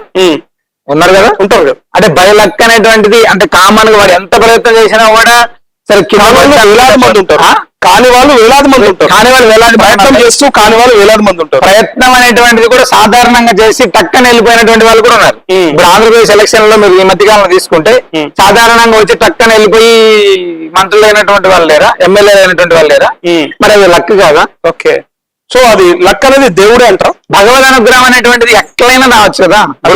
మనము ఒక వెహికల్ లో వెళ్తున్నాం సార్. అదృష్టం అనేది మన రాతన, దేవుడి సంకల్పమా? ఫస్ట్ మన కష్టం, అదృష్టం అనేటువంటిది మన కష్టం, మనం చేసేటువంటి కష్టం పైన ఇవన్నీ ఆధారపడి ఉంటాయండి. మనం ఏ పని చేయకోకుండా ఏ అదృష్టం రాదు, ఏ తలరాత మారదు. మనం కష్టపడుకోకుండా పని చేయకోకుండా అన్ని అదృష్టాలతోటి అయిపోవాలి, అద్భుతాలు జరిగిపోవాలంటే ఇవన్నీ కూడా ఏమవుతుందంటే తర్వాత అద్భుతాలు కాస్త మనకు వ్యతిరేకంగా మనకి ఇబ్బందికరమైనటువంటి. ఎప్పుడైనా కానీ సరే, ఎవరైనా సరే, ఇప్పుడు నేను రోజు వచ్చి భగవంతుడికి సుప్రభాతం చేయాలి, ఆరాధన చేయాలి, అన్ని రకాలైనటువంటి పూజా కార్యక్రమాలు అన్ని చేయాలి. అన్ని చేసినప్పుడు మాత్రమే నా యొక్క దినచర్య అనేటువంటిది పూర్తవుతుంది. అంతేకాదు నీకు నా భగవంతుడి పైన భక్తి ఉంది, నేను ఇంట్లోనే కూర్చొని ఇక్కడ ఆరాధన చేస్తే స్వామి నేను ఇంట్లో ఇక్కడ దండం పెట్టుకుంటా అంటే పూర్తవుతుందా? అవ్వదు కదా. అంటే మనిషి అనేటువంటి వాడు పని చేస్తే ఫస్ట్ ఆ పనికి తగ్గటువంటి ఫలితం భగవంతుడు అదృష్టం రూపంలో ఇంకో రూపంలోనే ఇస్తూనే ఉంటాడు. అంటే మీరు ఇప్పుడు తెలంగాణ ఆంధ్ర అని తీసిరు కాబట్టి అంటే రాజకీయాల వైపుగా ఒక ప్రశ్న అడుగుతాను నేను. ఇప్పుడు అక్కడ 175 సీట్లు ఆంధ్రప్రదేశ్ లో, తెలంగాణలో 119 సీట్లు. వీళ్ళలో మీరు అన్నట్టు సరే కష్టము, అదృష్టము, భగవత్ సంకల్పము అన్ని ఉన్న వాళ్ళు అయినరు, కొంతమంది లక్ ఉన్న వాళ్ళు అయ్యారు, కష్టపడ్డ లేరు, ఇట్లా మల్టిపుల్ అంటే మిక్స్డ్ ఇంతమంది ఉన్నారు కదా. అసలే భగవంతుడి మీద నమ్మకం లేని వాళ్ళు, నాస్తికులు, అసలు భగవంతుడిని పట్టించుకోని వాళ్ళు, లేదంటే అన్యమతస్తులు, మరి వాళ్ళు కాలేదా అంటే వాళ్ళు ఎట్లయ్యారు మరి? అన్యమతస్తులు లేకపోతే మీరు చెప్పేటువంటి నాస్తికవాదులు. ఇప్పుడు ప్రహ్లాదుడు హిరణ్యకశిపుడిని తీసుకుంటే ప్రహ్లాదుడి కంటే ఎక్కువ నారాయణ జపం చేసినటువంటి వాడు ఎవడయ్యా అంటే హిరణ్యకశిపుడు. అర్థమైందా? ఇప్పుడు జై శ్రీరామ్ అని అన్నందుకు ఒక ఆయన ఏదో అంటే అన్నాడు అంటే ఎందుకు ఆయన తీసేసారంటే ఆయన జై శ్రీరామ్ అన్నాడు అందుకే తీసేసాం. ఎందుకు ఆయన తీసేసాం అంటే ఎందుకు జై శ్రీరామ్ అన్నాడు జై శ్రీరామ్ అని వాడు ఒకసారి అంటే వాళ్ళందరికంటే 10 సార్లు అంటుంటారు. అట్లా నాస్తికం అనేటువంటి వాళ్ళు వాళ్ళ సమాజంలో ఇప్పుడు ఎలా ఉందంటే హేతువాదులు కావచ్చు, నాస్తికవాదులు, వీళ్ళందరూ కూడా సమాజంలో ఉండేటువంటి తప్పును ఎత్తి చూపిస్తే మంచిదేనండి. అక్కడ ఒక్కడి హిందూ మతంలో మాత్రమే చూపిస్తే మిగతా మతాల్లోనే ఉండవంటే తప్పు. అది ఫస్ట్ ఒకటి. వాళ్ళందరూ కూడా అయింటారు, ఎవరైనా ఎవరి దగ్గర నాస్తికవాదులు తర్వాత హిందూ దాంట్లో లేనటువంటి వాళ్ళు అయినటువంటి వాళ్ళని పెద్దగా లేరేమో నాకు తెలుసు. మేబీ వాళ్ళ మతాల్లో వాళ్ళ దేవుళ్ళని కూడా పూజించవచ్చు కదా, వాళ్ళు అక్కడ కూడా నేను ఏమంటున్నా అంటే కూడా పూజిస్తున్నారనైనా కూడా విశ్వాసంతో భగవంతుని ప్రార్థన చేయమంటున్నాను. అల్లా అవ్వచ్చు, మీరు చెప్పి ఇంకొక దేవుడు కావచ్చు, ఇంకొక దేవుడు కావచ్చు, ఎవరైనా సరే అన్యమతస్తులైనా ఎవరైనా వాళ్ళ యొక్క భగవంతుడి పైన వాళ్ళకి విశ్వాసం ఉంటుంది కదా. అసలు దేవుడు హిందువా, ముస్లిమా, క్రిస్టియన్ అంటే ఏంటి అసలు దేవుడు? అసలు హిందూ భగవంతుడికి ఇవన్నీ ఉండవండి. భగవంతుడికి నువ్వు హిందువా, ముస్లిమా, క్రిస్టియన్ ఎందుకు ఉంటాడు? సనాతన ధర్మంలో వేదం చెప్పేటువంటి సాక్షాత్తు భగవంతుడు ఆయన ఉన్నప్పుడు ఏం లేవు, మీరు చెప్పేటువంటివన్నీ ఏం లేవు. మరి వాళ్ళ వర్టికల్స్ ఎందుకు, ఆ లైన్లు ఎందుకు, వాళ్ళకు గ్రంథాలు ఎందుకు, అవన్నీ పాటించాలని చెప్పి కట్టుబాట్లు ఎందుకు? అంటే ఇక్కడ సనాతన ధర్మం ఉన్నప్పుడు మిగతా మీరు చెప్పేటువంటి వాళ్ళు ఎవ్వరు లేరు ఒకటి ఫస్ట్. తర్వాత వచ్చినటువంటి వాళ్ళే వీళ్ళందరూ కూడా వాళ్ళకంటే వాళ్ళు వచ్చాకనే ఇవన్నీ వచ్చాయి. ఫస్ట్ వాళ్ళు రాకముందు అందరూ ఒకటే కదా. నార్మల్ గా మీ ఇంట్లో 5 మంది ఉన్నారండి సభ్యులు, మీ ఇంట్లో 5 మంది సభ్యులు అయిన తర్వాత మీ ఇంటికి కొత్తగా ఎవరైనా వచ్చారు మామూలుగా, వాళ్ళని ఏమంటారు మీరు? మీ ఇంటికి కొత్తగా 5 మంది బంధువులు అంటారు, బంధువులు అవుతారు. కొద్ది రోజుల తర్వాత వాళ్ళు అక్కడే మీ ఇంట్లోనే తిష్ట వేశారు, ఏమంటారు? ఇంకా పోవట్లేదు వాళ్ళు. పోవట్లేదు. ఆ, ఇంకో మాట వస్తుంది. సరే అయిపోయింది. తర్వాత ఆ 5 మందికి కాస్త 50 మంది అయ్యారు. అబ్బో. అయిపోయారు. మీరు ఏం చేస్తారు, మిమ్మల్ని బయటికి సన్నగా జరిపే ప్రయత్నం చేస్తారు. 50 మంది అక్కడ ఉండి మేము 5 మందిని పక్కన జరుపుతుంటాం. ఉన్నోళ్ళు కూడా కదా. అట్లా ఇప్పుడు సనాతన ధర్మంలో ఏమవుతుందంటే, కొత్తగా ఎవరికైనా మనం ఆశ్రయం ఇచ్చినప్పుడు ఆశ్రయం తగ్గట్టుగా ఆశ్రయం పొందినటువంటి వాళ్ళ కంటే ముందు వచ్చినటువంటి వాళ్ళు ఎవరైతే ఉన్నారో వాళ్ళ యొక్క విధానం మారిపోవడం వల్ల మాత్రమే ఇవన్నీ సమస్యలు తప్ప అంతకు ముందు ఏం లేవండి ఇవన్నీ కూడా. ఇప్పుడు ఇంతకు ముందు ఉండేటువంటి దాంట్లో కొంతమంది ఉన్నారు మన దగ్గర, అప్పుడు ఏం లేవు కదా. ఇప్పుడు కొత్తగా ఏమవుతుందంటే వీటి వల్ల మాత్రమే సమస్యలు అండి, ఇవన్నీ పెరగడం వల్ల మాత్రమే. గురుగారు, మీరు ఇందాక ఆస్తికులు నాస్తికుల గురించి ఒక విషయం చెప్పారు కదా. జై శ్రీరామ్ అని ఆస్తికులు ఒకసారి అంటే నాస్తికులు 10 సార్లు అనే పరిస్థితి అన్నారు కదా. నాకు చిన్నప్పుడు చదివిన ఒక కథ గుర్తొస్తుంది, చిన్న కథ. ఒక గురువు గారు వాళ్ళ శిష్యులతోని ఒక కాలువగట్టు దాటుతా ఉంటే ఒక అమ్మాయి వచ్చి నన్ను కొంచెం దాటించరా అని అడిగితే గురువు గారు అమ్మాయిని ఎత్తుకున్నాడట, ఎత్తుకొని దాటించిండట. దాటించిన తర్వాత శిష్యులు అడిగారట, గురువు గారు మనం తప్పు కదా, మనం సన్యాసులం, మనం ఎట్లా అమ్మాయిని ఎట్లా పట్టుకున్నావు, ఎట్లా మోసినావు, అట్లా తీసుకెళ్ళినావు అంటే, అరే నేను మోసి ఒక్కసారే పక్కకు దించిపెట్టినా, మీరు ఎట్లా మోసినావు అని మీరు 10 సార్లు అడుగుతారు, మీరే ఎక్కువ మోస్తారు నాకంటే ఎక్కువ అని అన్నాడంట. ప్రస్తుతం మన సమాజంలో అలానే ఉందండి. ఆ రోజు హిరణ్యకశిపులు ఎలా అయితే అనుకున్నామో వాళ్ళకంటే అంటే భగవంతుని వాళ్ళే ఎక్కువ ప్రార్థన చేస్తుంటారు ఫస్ట్. అంటే వీళ్ళందరూ ఎక్కువ సార్లు ఇంకా ఎక్కువ అయోధ్యనో లేకపోతే ఇంకొక క్షేత్రాన్నో వీళ్ళే ఎక్కువ తలుచుకుంటూ ఉంటారు నార్మల్ గా. అప్పుడేమవుతుందంటే వాళ్ళకి కూడా పుణ్యం వస్తుంది. ఇప్పుడు అంతేనండి, ప్రస్తుతం సమాజంలో జరుగుతున్నది కూడా అదేనండి. ఏంటంటే ఏదో ఒకటి ఇష్యూ జరగాలంటే ఇలా మనం మాట్లాడాలి అంతే ఫస్ట్. ఈ మధ్యకాలంలో మీరు ఒక 4-5 రోజుల్లో సామాజిక మాధ్యమాల్లో వైరల్ అవుతుంది ఒక విషయం. ఒక ఆయన వెంకటేశ్వర స్వామి సుప్రభాతానికి సంబంధించిన సుప్రభాతాన్ని వ్యంగ్యంగా మాట్లాడింటావు. ఇప్పుడు మనం హిందూ ధర్మం గురించో హిందూ మత గ్రంథాల గురించో మాట్లాడమంటే వందల వేలాది మంది మాట్లాడుతున్నారు కదా. వాళ్ళందరికీ మేము చెప్పేటువంటిది మేము అడిగేటువంటిది ఇలాంటివి ఇంకొక మత గ్రంథంలో గురించి నువ్వు మాట్లాడి ఇంత సింపుల్ గా వచ్చి క్షమించండి అని చెప్తే అయిపోతుందా? అంటే ఈ రోజు కూడా హిందూ సనాతన ధర్మంలో చాలా మంది యాక్టివ్ గా ఉండబట్టి నువ్వు ఈ రోజు సారీ చెప్పావు. ఇది ఈ రోజు వీడియో కాదండి, నిన్నమన్నటి వీడియో కాదది, ఓల్డ్ వీడియో ఇప్పుడు బయటకు వచ్చింది. అది సామాజిక మాధ్యమాల్లో ఉండేటువంటి వీడియో ఇప్పుడు అది వైరల్ అయింది. వైరల్ అవ్వడం వల్ల ఎవరైనా మానసికంగా బాధపడి ఉంటే క్షమించండి అని. మానసికంగా బాధపడి ఉంటే క్షమించడం ఏంటి, అందరూ బాధపడతారు, మనోభావాలు దెబ్బతింటా కదా. ఈ సింపుల్ గా బయటకు వచ్చి చెప్పడం అనేటువంటి ఎంత దారుణమైనటువంటి విషయం సార్. బయటికి వెళ్ళాక నువ్వే అదే ఇంకొక మత గ్రంథం గురించో లేకపోతే ఇంకో మతానికి సంబంధించినటువంటి దాని గురించో నువ్వు ఎందుకు మాట్లాడవు? మరి దాంట్లో కూడా ఉంటాయి కదా మాట్లాడాలనుకుంటే. మరి అవన్నీ ఇప్పుడు నెల్లూరులో రొట్టెల పండుగ అని ఉంటుంటుంది. అంటే రొట్టెలు తీసుకొని వెళ్ళి ఇంకొకటి పంచుకుంటే అవుతుందా అని మనం ఎందుకు అడగం కదా. అంటే మనం ఎప్పుడైతే అంటే ఇక్కడ ఏమవుతుంది అంటే హిందువులు అనేటువంటి వాళ్ళ పైన మేము చాలా జాగ్రత్తగా బురద విసిరేస్తాం, మీరు కడుక్కోండి. కానీ ఎంత దౌర్భాగ్యం అంటే అంటే మన మత గ్రంథాలు, మన హిందూ మత గ్రంథాలను లేకపోతే మన హిందూ దేవతలను దేవుళ్ళ గురించో ఎవరో వేరే మతస్థులు మాట్లాడే దానికంటే ఎక్కువ మన దాంట్లోనే ఇట్లాంటి దరిద్రులు మోపైన అంటా ఉంటారు. అంటే ఇక్కడ మాట్లాడడానికి ఏంటంటే నాస్తికత్వం అనేటువంటిది ఒకటి, సెక్యులర్ అందరూ సమానమైనటువంటిది ఒకటి, అందరూ సమానం అనేటువంటి దాంట్లోనే నువ్వు సగం ఇంకా పోతున్నావు రా బాబు అనేటువంటి. ఇప్పుడు బయట సమాజంలో అందరూ సమానం, ఇప్పుడు నువ్వు విలువ నాకు ఇస్తే నేను నీకు విలువ ఇస్తాను, అది ఖచ్చితంగా ఎవరైనా పాటించాల్సింది. నువ్వు విలువ ఇవ్వకపోతే నేను ఎందుకు విలువ ఇవ్వాలి అసలు? ఆ దాన్ని ఎందుకు ఇప్పటికి కూడా గుర్తించకపోతే ఎలా అండి? ఫస్ట్ ఇది హిందువుల్లోనే ఎందుకు ఉండాలంట, ఎందుకంటే ముస్లింస్ లో కావచ్చు లేకపోతే వేరే అన్య మతస్థుల్లో వాళ్ళు ఎవరు అందులో నాస్తికులు కనపడరు. ఖచ్చితంగా వాళ్ళ గ్రంథాలను నమ్ముతారు, వాళ్ళు పూజలు చేస్తారు, వాళ్ళకి సంబంధించిన చేసుకుంటారు కదా. మరి అంటే మన దౌర్భాగ్యం, ధర్మంలో ఉండేటువంటి దౌర్భాగ్యం ఏంటంటే స్వేచ్ఛనా లేకపోతే అది స్వేచ్ఛ కావచ్చు, దౌర్భాగ్యం కావచ్చు, ఇంకోటి కావచ్చు. ఏంటంటే మనం ఇక్కడ మాట్లాడడం ఫస్ట్ వాళ్ళందరి గురించి మాట్లాడడానికి మనకు ధైర్యం సరిపోదు. మన దాని గురించి అనవసరమైన ఇప్పుడు శాస్త్రంలో కూడా మనం ఏదైతే ఉంటామో మనం పాటించలేనప్పుడు మాత్రమే అన్ని మాటలు వస్తాయండి. ఫస్ట్ ఇంకొకరి సహాయం చేయడం చేత కాదు, వాడు మాట్లాడతాడు. ఫస్ట్ ఇంకొక ఆలయంలోనే ఇంకొక వ్యవస్థలోనే ఏదైనా ఇబ్బంది అయితే వెళ్ళి చేయడం చేత కాదు, వాడు మాట్లాడతాడు. చేసేవాడు ఎవడు మాట్లాడండి. ఇప్పుడు ఒక ఆలయానికి ధూపదీప నైవేద్యాలు లేకపోతే కొంచెం కాంట్రిబ్యూట్ చేసి ఆ ఆలయంలో ధూపదీప నైవేద్యాలు జరిగేటువంటి వాడు ఎవడు మాట్లాడు.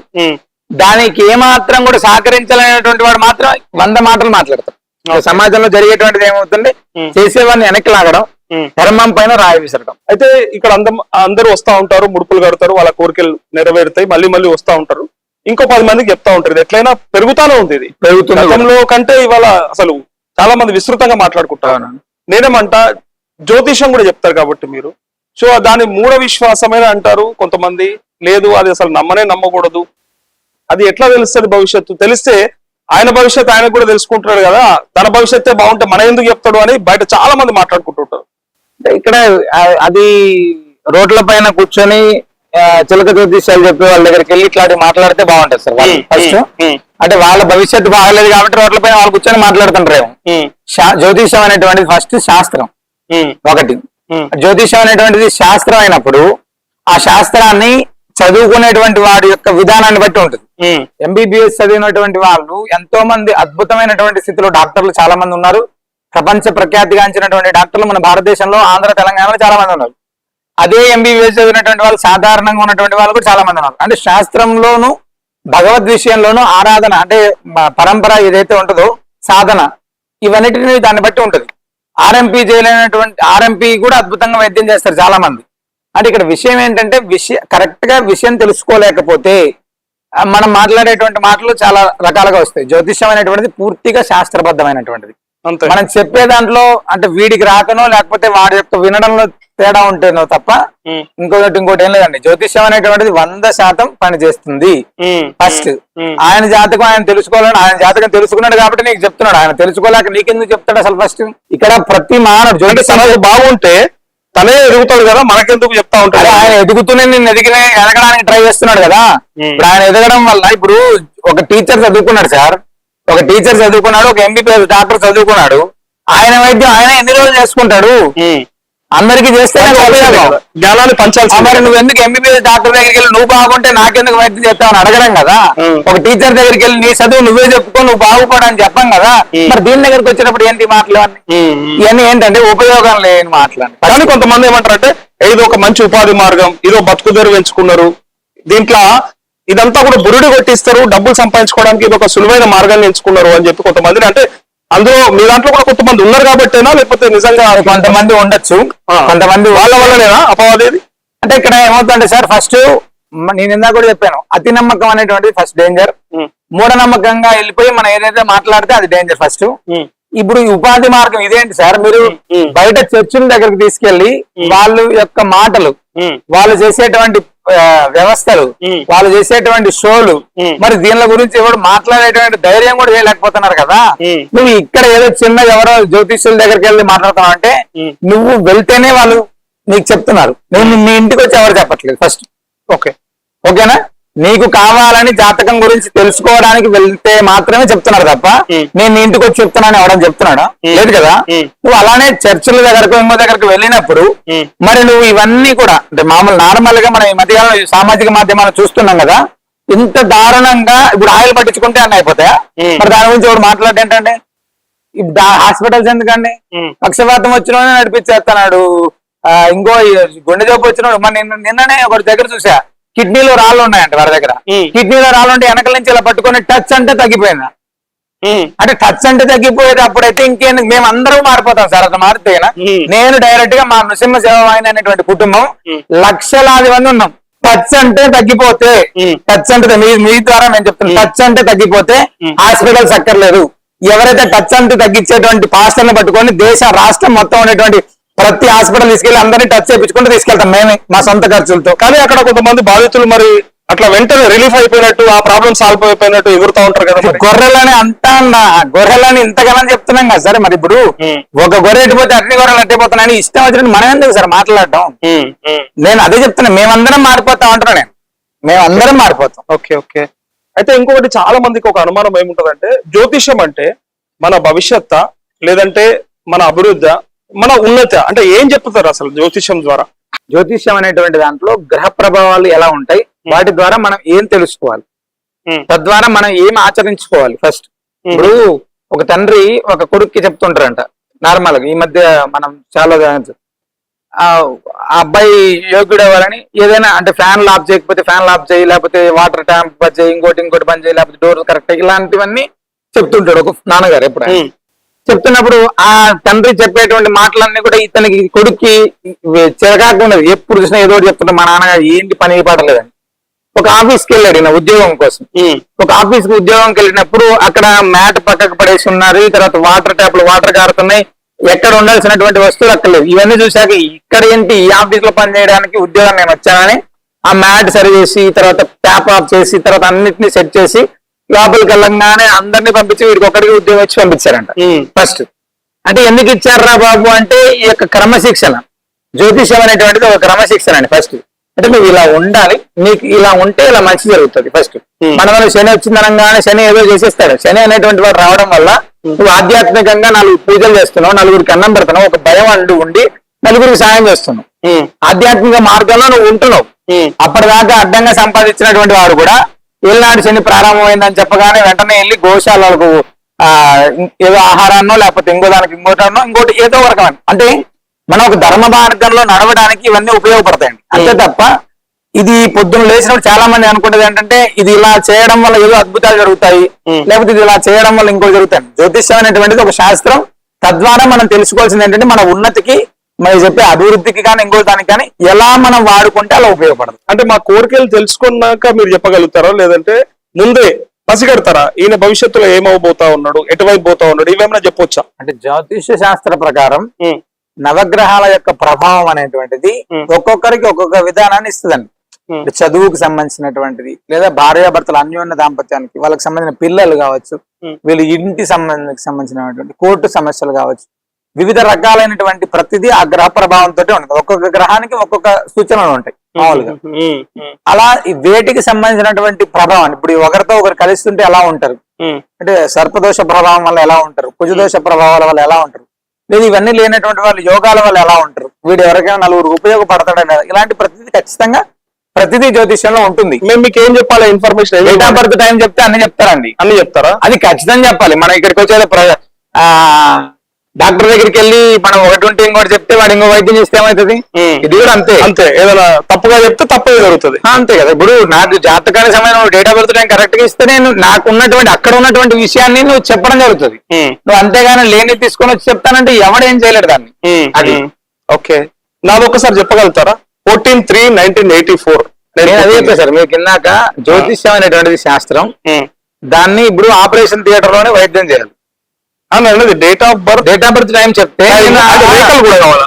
అక్కర్లేదండి. రేఖలు ఇక ఏం అక్కర్లేదు. నేను జాతకాన్ని మనం వేసుకొని పంచాంగం చేసుకోవచ్చు, వేసుకుంటే అన్ని వస్తాయి. ఓకే, తప్పకుండా చెప్పొచ్చు.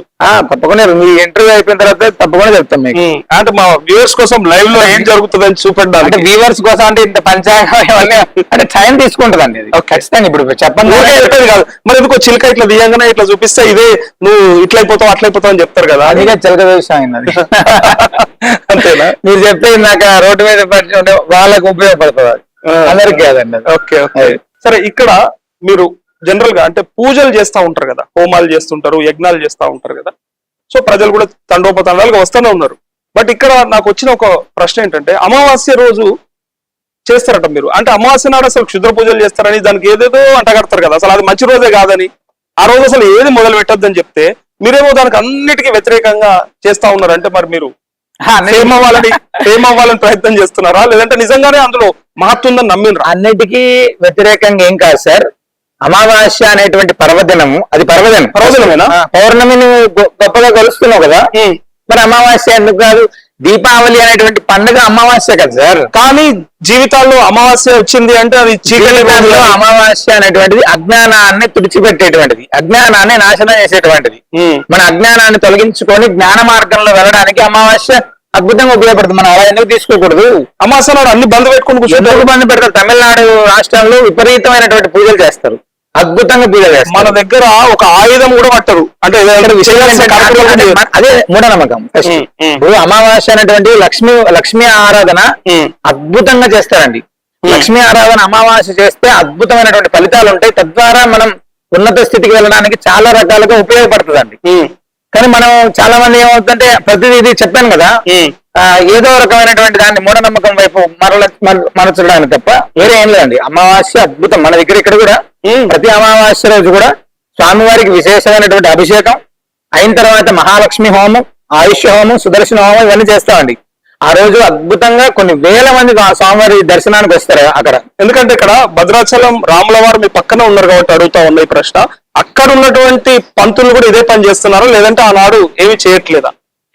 రామాలయానికి సంబంధించి రామాలయంలో జరిగే కార్యక్రమాలు రామాలయంలో జరుగుతాయి. అమావాస్య రోజు నేను చెప్పేది ఏ దానికైనా ఏ తిథి ఏ నక్షత్రం. ఇప్పుడు నాకు ఇక్కడ ఉన్నటువంటి దాంట్లో మేము అమావాస్యను ఎందుకు పెట్టుకున్నాం, పౌర్ణమి రోజు చేసే కార్యక్రమాలు కూడా ఉన్నాయి, మంగళవారం రోజు చేసే కార్యక్రమం. మంగళవారం అనేటువంటిది ఇక్కడ విశేషంగా వస్తారు. మన మంగళవారం అంటే కొందరికి సెంటిమెంట్ ఉంటుంది. మంగళవారం రోజు ఇక్కడ చాలా అద్భుతంగా స్వామివారికి అభిషేకం ఉంటుంది, ఇవన్నీ కార్యక్రమాలు జరుగుతాయి. ఆ అమావాస్య అనేటువంటిది మేము ఇక్కడ ఉన్నటువంటి దాంట్లో ప్రత్యేకంగా హోమం పెట్టుకున్నాం, దానికి విశేషమైనటువంటి శక్తి కలిగి ఉంటుందని మేము నమ్ముతున్నాం కాబట్టి మేము చేస్తున్నాం. కానీ వీళ్ళందరూ మీరు చెప్పినట్టుగా చేయట్లేదు కదా. తెలంగాణలో ఎన్ని దేవాలయాలు ఉన్నాయి, ప్రముఖమైన దినం అయితే ఆ రోజు చేయాలి కదా వాళ్ళు కూడా. అమావాస్య రోజున కూడా వాళ్ళు అమావాస్య రోజు రాముడికి విశేషంగా పూజ చేస్తారు, లేకపోతే ఇంకో దగ్గర పూజ చేస్తారు. ఇప్పుడు మీరు చెప్పేటువంటి అమ్మవార్లు ఉన్నారు అనుకోండి, అమ్మవార్ల దగ్గర కూడా చండీ హోమం ఇవన్నీ చేస్తుంటారు కదా, వాళ్ళు కూడా ప్రమాణం చేస్తారు. ఓకే. ఇప్పుడు శ్రీశైలం ఇట్లాంటి పెద్ద పెద్ద క్షేత్రాల్లో అమావాస్య ఇలాంటి రోజులు పెద్ద పెద్ద హోమాలు ఇలాంటివన్నీ ఉంటాయి, జరుగుతుంటాయా? ఖచ్చితంగా.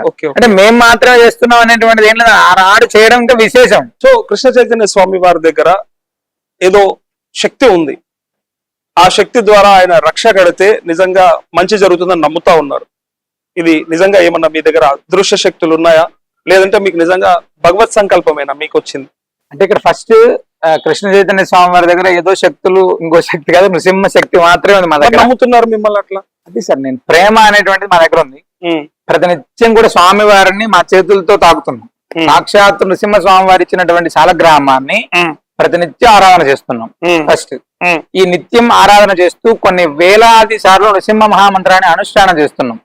ఈ యొక్క అనుష్ఠానం బలం ఏదైతే ఉందో ఆ బలాన్ని అమావాస్య నాడు ప్రత్యేకంగా తయారు చేసినటువంటి రక్షల్లో మనం ఆ శక్తిని నింపుతున్నాం. ఆ కంకణాన్ని కట్టుకోవడానికి వచ్చేటువంటి వాళ్ళు కొంతమంది, లేదు ఈయన దగ్గరికి వెళ్తే మంచి జరుగుతుంది అని నమ్మి వచ్చేటువంటి వాళ్ళు కొంతమంది. అంటే ఎప్పుడైనా కూడా ఒకరికి మంచి చేస్తున్నాం, ఫలాని వాడు మంచివాడు అనేటువంటిది ఎప్పుడైతే ఉంటుందో ఆటోమేటిక్ గా భగవత్ శక్తి అనేటువంటిది వస్తుంటదండి. అంటే భగవత్ శక్తి రావడం వల్ల నేనేదో భగవంతుడిని ఇంకోటి కాదండి, ఒకరికి మంచి చేసేటువంటి ప్రతి ఒక్కరు భగవంతుడే మా దృష్టిలో. ఓకే. అంటే ఇక్కడ స్వామివారికి జరిగే అభిషేకానికి ఆ తీర్థం కోసం చాలా మంది దేశ విదేశాల నుంచి కూడా వస్తున్నారని విన్నా నేను. అవునండి. సో వాళ్ళు అంతగా నమ్మడానికి గల కారణం ఏంటిది అసలు? దేశ విదేశాల నుంచి రావడానికో లేకపోతే ఇక్కడ ఉండేటువంటి ప్రజలు స్వామివారి దర్శనానికి వచ్చి అభిషేక తీర్థం తీసుకోవడానికి ఎందుకు ముఖ్య కారణం ఏంటంటే సాక్షాత్తు రంగాచార్య స్వామివారికి మంగళవారం రోజే స్వామివారు ఈ యొక్క శాలగ్రామాన్ని ఇవ్వడం జరిగింది.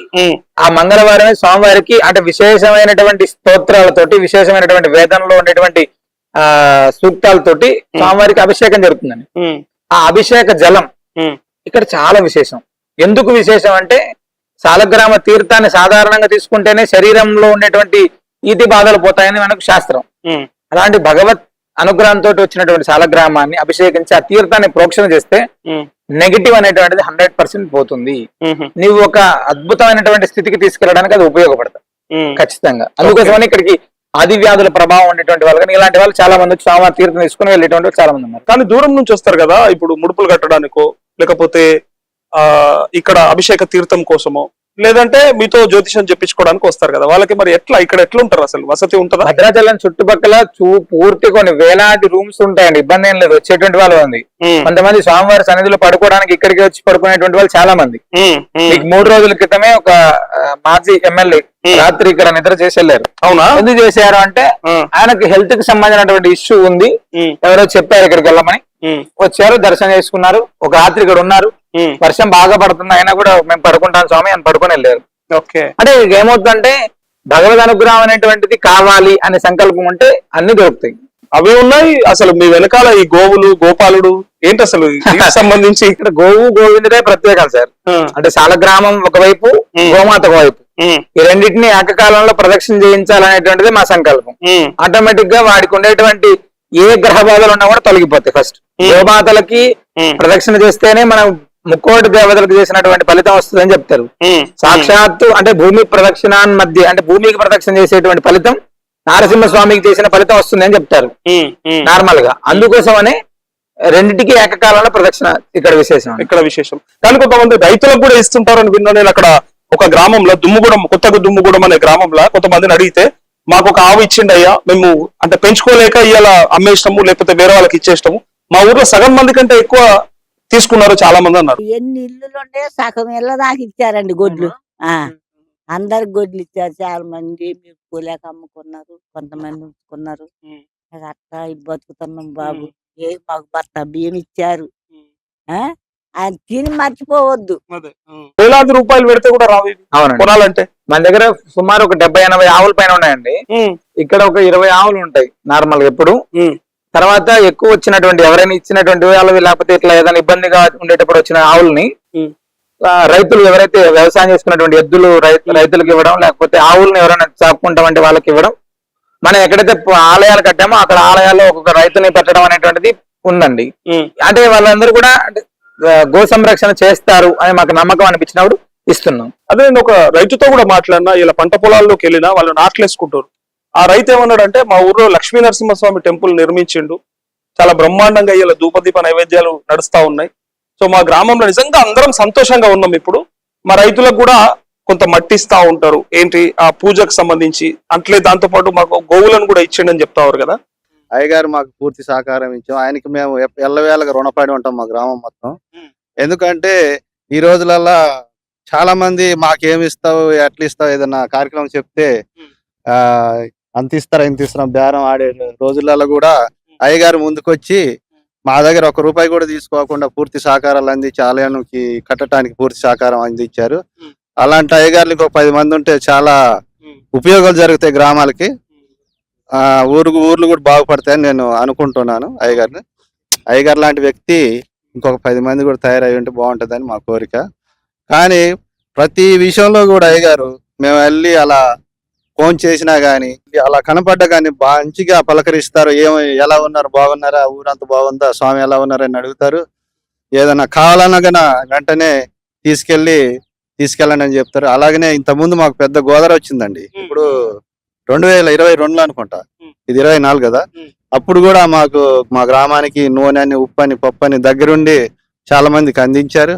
అలాగే కరోనా టైం కూడా మాకు సహకరించారండి అయ్యగారు. నాకు ఇక్కడ ఒక డౌట్, మామూలుగా ఏదైనా సమస్య వస్తే నాయకులు గుర్తొస్తారు, నాయకులు వస్తారు, నాయకులతో సహాయ సహకారాలు అందుతాయి అని అంటుంటారు కదా. నాయకుల కంటే ముందు ఈయన ఎక్కడి నుంచి వచ్చిండు అసలు? నాయకులు అంటే సార్, నాయకులు ఏదో ఎన్నికలు వచ్చినప్పుడు వచ్చిపోయేటోలే గానీ ఏదైనా ఆపద వచ్చినప్పుడు అయితే రారండి. ఇప్పుడు అంతెందుకండి, ఈ రోడ్డు గురించి కూడా ఎంతమంది నాయకులు కంప్లైంట్ ఇచ్చి ఎవరు పట్టించుకోరండి. అటువంటిది అయ్యగారు మేము ఏదైనా కావాలని చెప్తే ఎమ్మటి సహకరిస్తారండి. అలాంటి వాళ్ళు ఉండాలి. ఆయన కూడా మా ఆయుష్ కూడా పోసుకొని ఒక 100 సంవత్సరాలు చల్లగా ఉండి మా లాంటి వాళ్ళకి చాలా మందికి సహకరించాలని కోరుకుంటున్నాం. ఒకటి రైతులకు కూడా ఆవులు ఇస్తాడని, లేకపోతే కొన్ని అంటే ఎద్దులు కావాలంటే కూడా కొంతమందికి ఇస్తాడని విన్నా నేను. నిజమేనా, వాస్తవం? నిజమేనండి. అది మాకు ఉగాదికి రోజు ఆయన దగ్గర ఉండి ఏరువాగా సాగెళ్తారండి మా దగ్గర. మమ్మల్ని అందరిని పిలిచి ఏరువాగా పోయిన లాస్ట్ ఇయర్ కూడా వచ్చారు మా దగ్గరికి. ఆ ఫోటోలు కూడా ఉన్నాయి. వస్తారు ఆయన కూడా. వ్యవసాయానికి మొన్న కూడా పూజ చేయించారు. ఏంటి, రైతులంతా చల్లగా ఉండాలి, ఈ టైంలో చాలా మంది కూడా నష్టాలు, పోయినసారి మిర్చి కూడా బాగా నష్టాలు వచ్చినాయి కదా, అలా నష్టాలు రాకుండా బాగుండాలి అని కూడా పూజ చేయించారండి మా నాయగారు, 1 రూపాయి కూడా తీసుకోకుండా. సేవ అనేది ఒక పక్క, మళ్ళీ గుళ్ళు గోపురాలు కూడా డెవలప్ చేయాలనే కోరిక ఎందుకు? అంటే ఇక్కడ మీరు భద్రాచలం నుంచి కొద్ది దూరంలోనే ఉంటుంది. కొత్తూరు నారాయణపురం అనేటువంటి ఊర్లో మొత్తం కూడా 175 200 కుటుంబాల లోపలే ఉన్నాయండి. 200 కుటుంబాలకి 3 చర్చిలు ఉన్నాయి మామూలుగా. ఆ ఊర్లో హిందువులు అనేటువంటి వాడికి ఒక గుడి కూడా లేదు. ఇప్పుడు సాధారణంగా ఇప్పుడు ట్రైబల్ ఏరియాలకు వెళ్ళి వాళ్ళు గుళ్ళు కట్టుకునేంత పరిస్థితి ఏం లేదండి. వాళ్ళు రోజు కూలికి వెళ్తేనే వాళ్ళ జీవనం. ఏ రోజు కూలికి వెళ్తే ఆ రోజు వచ్చేటువంటి దాంతో వాళ్ళు జీవనం సాగించాలి. ఒక గుడికి కట్టాలంటే మినిమం 10 లక్షలు, సాధారణం కట్టాలంటే మినిమం 10 లక్షలు కావాలి, లేకపోతే ఈ పరిస్థితి లేదండి. మరి చర్చలు ఎట్లా వచ్చినాయి అనేది నా ప్రశ్న. బయట నుంచి ఫండ్స్ వస్తుంటాయి కదండి, వాళ్ళు కడతారు, అది ఫాస్టర్ కట్టుకుంటారు, అవి వాళ్ళ ఆదాయం. కొన్ని కుటుంబాలు ఉన్న వాళ్ళేమో 3 చర్చలు కట్టుకోగలిగినారు. అన్ని కుటుంబాలు ఉన్న హిందువులకు మాత్రం గుడి కట్టుకోలేని పరిస్థితి ఏంటంటే, అదే చెప్తున్నా నేను. ఇప్పుడు మన దగ్గర గుడి కడుతున్నాం అంటే చాలా మంది దగ్గరికి డొనేషన్ తెచ్చుకోవాలి. వాళ్ళు గుడి కడతానంటే ఎవడో ఇచ్చేస్తాడు ఒకడు మామూలుగా. ఆ విధంగానే మా దగ్గరకు వస్తే మేము చాలా మందిని సంప్రదించి కొంతమంది ఒకరు విగ్రహం ఇచ్చేటట్టుగా, ఒకరు ఇంకోటి ఇచ్చేటట్టుగా, కొందరు సిమెంట్ ఇచ్చేటట్టుగా మా వంతు ప్రయత్నం చేసి సుమారు అద్భుతంగా ఒక ఆలయం కట్టాం అక్కడ నృసింహ స్వామి. చూసాను నేను ఇవాళ. నృసింహ సేవా వాహిని వ్యవస్థాపకులు డాక్టర్ కృష్ణ చైతన్య స్వామి గారు నిర్మించినటువంటి ఈ ఆలయం ఒకసారి చూద్దాం రండి.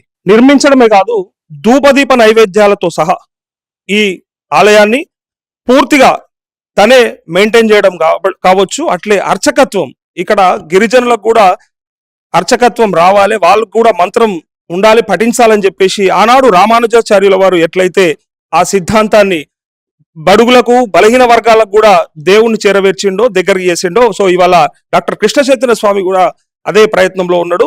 సో ఇక్కడ డైలీ జరుగుతున్నటువంటి ధూపదీప నైవేద్యాలు ఏవైతే ఉంటాయో వాటన్నిటిని కూడా తనే చేయిస్తా ఉన్నాడు. సో ఇక్కడ గిరిజన గ్రామాలన్నిటికి కూడా ఇదొక ఆదర్శంగా ఉంది ఈ ఆలయం. అట్లే చాలా గ్రామాలలో కూడా ఇవే సేవలు అందిస్తా ఉన్నారు డాక్టర్ కృష్ణ చైతన్య స్వామి గారు. ఇక్కడ ఎంత భక్తితో అంటే ప్రతినిత్యం ఉదయం సాయంత్రం ప్రత్యేకంగా పూజ చేస్తారు. అక్కడ రైబుకి మేము మంత్రాలు నేర్పించాం. గిరిజన ప్రాంతాల్లో వాళ్ళే పూజ చేసుకోవడానికి ఒక 2-3 మంత్రాలు నేర్పించాం అక్కడ ఆ ఊర్లో. బ్రహ్మాండంగా వాళ్ళే పూజ చేస్తారు. ఇంకా అంటే భక్తి అనేటువంటి ప్రధానం. ఇందాక చెప్పినట్టు హ్యాపీగా వాళ్ళే పూజ చేసుకుంటున్నారు, వాళ్ళే ధూపదీప నైవేద్యాలు సమర్పించుకుంటున్నారు. ఏదైనా పెద్ద పెద్ద పండుగలు ఉన్నప్పుడు మమ్మల్ని పిలుస్తున్నారు, మేము కూడా వెళ్తున్నాం, చేస్తున్నారు. కానీ ఇప్పుడు ఈ ప్రశ్న డబ్బులు ఉన్న వాళ్ళకు బాగా నొప్పి అనిపిస్తుంది, కానీ కోట్ల రూపాయలు ఉన్న వాళ్ళకు కూడా అంటే వాళ్ళు కూడా పిల్లికి బిచ్చం పెట్టని పరిస్థితులలో ఉంటారు. అట్లాంటిది మీ దగ్గర ఏం లేకుండా ఇవన్నీ ఎట్లా చేస్తున్నారు? అసలు ఎట్లా చేస్తుంది? మీకు ఎంతమంది సపోర్ట్ ఉంది? ఏం జరుగుతుంది అసలు? నాకు డౌట్, మీ బయట బెంచ్ కారు ఆడియో ఉంటుందని అనుకుంటా ఉన్నా. మీ వెనకాల భద్రాచలంలో మరి ఎన్ని 100 ఎకరాలు ఉన్నది మీకు? నాకే సెంటు భూమి లేదా? ఈ ఎకరాలన్నీ మీరే అనుకుంటున్నాను నేను. ఒక సెంటు భూమి కూడా లేదు నాకు. ఉన్నది ఆంధ్ర బ్యాంక్ లో ఒక అకౌంట్, భద్రాచలంలోనే ఉంది. అది కూడా మరి ఇటు ఒక బెంచ్ కార్ ఉంది, అటు ఒక ఆడి కార్ ఉంది. ఎవరో ఆడి కార్లు భక్తులు అని బెంజులు ఆడిలు అలాంటివి ఏమి లేవు. ఓకే, సాధారణ చేసే సేవలు పెట్టి అడుగుతున్నారు. యూనికార్న్ బండి ఉంది, మా నాన్న పేరు మీద ఉంది. అది కూడా నాకు కూడా లేదు. ప్రత్యేక ఏ పనులు లేవండి. నృసింహ భక్త కుటుంబం అనేటువంటిది ఒక పెద్ద ఆస్తి. శ్రీనృసింహ సేవావాహిని అనేటువంటిది ఒక పెద్ద భక్త కుటుంబం అండి. ఉభయ తెలుగు రాష్ట్రాల్లో శ్రీకాకుళం నుంచి ఆదిలాబాద్ దాకా, కర్ణాటక, తమిళనాడు, ఒరిస్సా, ఛత్తీస్గఢ్ ఇలా వివిధ ప్రాంతాల్లో, వివిధ దేశాల్లో నృసింహ సేవావాహిని అనుసరిస్తున్నటువంటి భక్త కుటుంబమే మాకు పెద్ద ఆస్తి. మీరు చెప్పేటువంటి 100,000 ఎకరాలని కూడా దానికంటే ఎక్కువ, దాని అన్నిటికంటే ఎక్కువ. మేము ఏదైనా గొప్ప కార్యం చేయాలి, మనం ఏదైనా ఒక ఆలయానికి చేయాలో లేకపోతే ఇంకొకటి చేయాలంటే తప్పనిసరిగా అక్కడ ఏది అవసరమో అవన్నిటిని కూడా సమకూర్చేటువంటి వ్యవస్థ నృసింహ సేవావాహిని. ఓకే, అంటే నేను ఒక ఫేస్, నృసింహ సేవావాహిని అనేటువంటిది చైతన్య స్వామి అనేటువంటి వారు ఒక ఫేస్ అంతే. ఇంకా కొన్ని విన్నా నేను భగవద్గీత గురించి కానీ, లేదంటే పిల్లలకి స్కూల్కి వెళ్ళడానికి, లేదంటే స్కూల్కి వెళ్తే వాళ్ళకి పుస్తకాలు అట్లాంటివి కానీ, ఇంకా కొంతమంది ఆడబిడ్డలకు కూడా కొన్ని అంటే కర్రసాం లాంటివి రావాలని, కొంచెం అంటే కరాటే లాగా కానీ నేర్చుకోవాలి మీరని, ఇవన్నీ చేయడానికి కారణం ఏంటిది అని అనిపిస్తా ఉంది. ఎందుకంటే ఫైనల్ గా నా దగ్గర ఒక ప్రశ్న ఉంది, దీని అంతటికి ఏ స్వార్థంతో చేస్తున్నాడు కృష్ణ చైతన్య స్వామి అంటే? అంటే అందరూ బాగుండాలనేటువంటిది మా స్వార్థం ఒకటి. ఫస్ట్ ప్రతి కుటుంబం బాగుంది అనుకోండి. ఒక ఊర్లో ప్రతి కుటుంబం బాగుంది, ఇంకొకరిని సహాయం అడగనటువంటి స్థితికి వస్తే చాలా సంతోషం అండి. ఫస్ట్ ఏదో మానవంగా ఉండేటువంటి వాళ్ళు, అంటే మానవ మాతృడైనటువంటి వాడికి ప్రతి ఒక్కరికి ఏదో రూపంలో సాయం కావాలి. కానీ ప్రతినిత్యం కూడా అంటే తిండికి, బట్టకి, చదువుకి, ప్రతిదానికి సాయం అనేటువంటిది జరగకుండా వాళ్ళ కుటుంబాలు నిలబడాలనేటువంటిదే మా తాపత్రయం. ఫస్ట్ స్కూల్ పిల్లలకు వచ్చేటప్పుడు భగవద్గీత, ఇప్పుడు మనం కోర్టులకు వెళ్ళి భగవద్గీత మీద ప్రమాణం చేస్తుంటాం.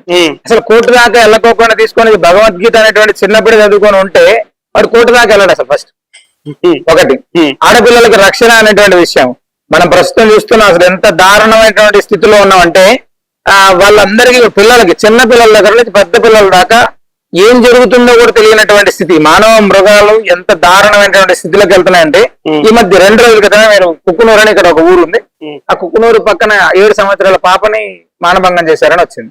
ఎంత దారుణం అండి. 7 సంవత్సరాల పాప పత్రికలలో పేపర్ అంటే మనం ఎక్కడికి వెళ్తున్నాం? అట్లాంటప్పుడు ప్రభుత్వాలు, కోర్టులు ఇవన్నీ కూడా ఎందుకు వెంటనే ఇమీడియట్లీ శిక్ష వేస్తే కొంచెమైనా తగ్గుతారేమో. ఫస్ట్ భగవంతుడు వేయచ్చు కదా శిక్ష, మరి వేస్తున్నాడు అండి. ఇంకెక్కడ ఇక్కడ వేస్తే తగ్గాలి కదా, పెరుగుతున్నాయి ఎందుకు? భగవంతుడు అనేటువంటి వాడికి కూడా ఒక పరిధి ఖచ్చితంగా ఉంటది నాకు తెలిసి. అదే నేను ప్రభుత్వానికి, పోలీసులకు కూడా ఉందే ఉంది. అందుకనే నేను చెప్తున్నా, ఇప్పుడు మరికి సంబంధించినటువంటి ప్రొటెక్షన్ వాళ్ళు చేసుకోవాలి కదా, అదే మేము చేస్తున్నాం. ఆ భయం భగవంతుడు పెట్టొచ్చు కదా, మళ్ళీ ఒకసారి తప్పు చేస్తే ఇట్లా జరుగుతుందనే భయాన్ని తప్పనిసరిగా భగవంతుడు అనేటువంటి వాడు శిక్షిస్తాడు. ఒకటి ఫస్ట్ ఎప్పుడో శిక్షిస్తాడు అనేటువంటిది ఏమి ఉండదు. అంతా అయిపోయాక శిక్షిస్తాడు, అందుకోసమే పర్వాలేదు అన్నట్టు చేస్తారు. ఇట్లా పెట్టరైపోతున్నారు, విచ్చలవిడితనం మొదలైంది. విచ్చలవిడితనం అనేటువంటిది ఇది కలికాలం. ఫస్ట్ ఒకటి, భగవంతుడు కూడా ఏం చేయలేని కాలమా? భగవంతుడు ఏం చేయలేనటువంటి కాలం కాదండి, భగవంతుడు కూడా చేస్తాడు.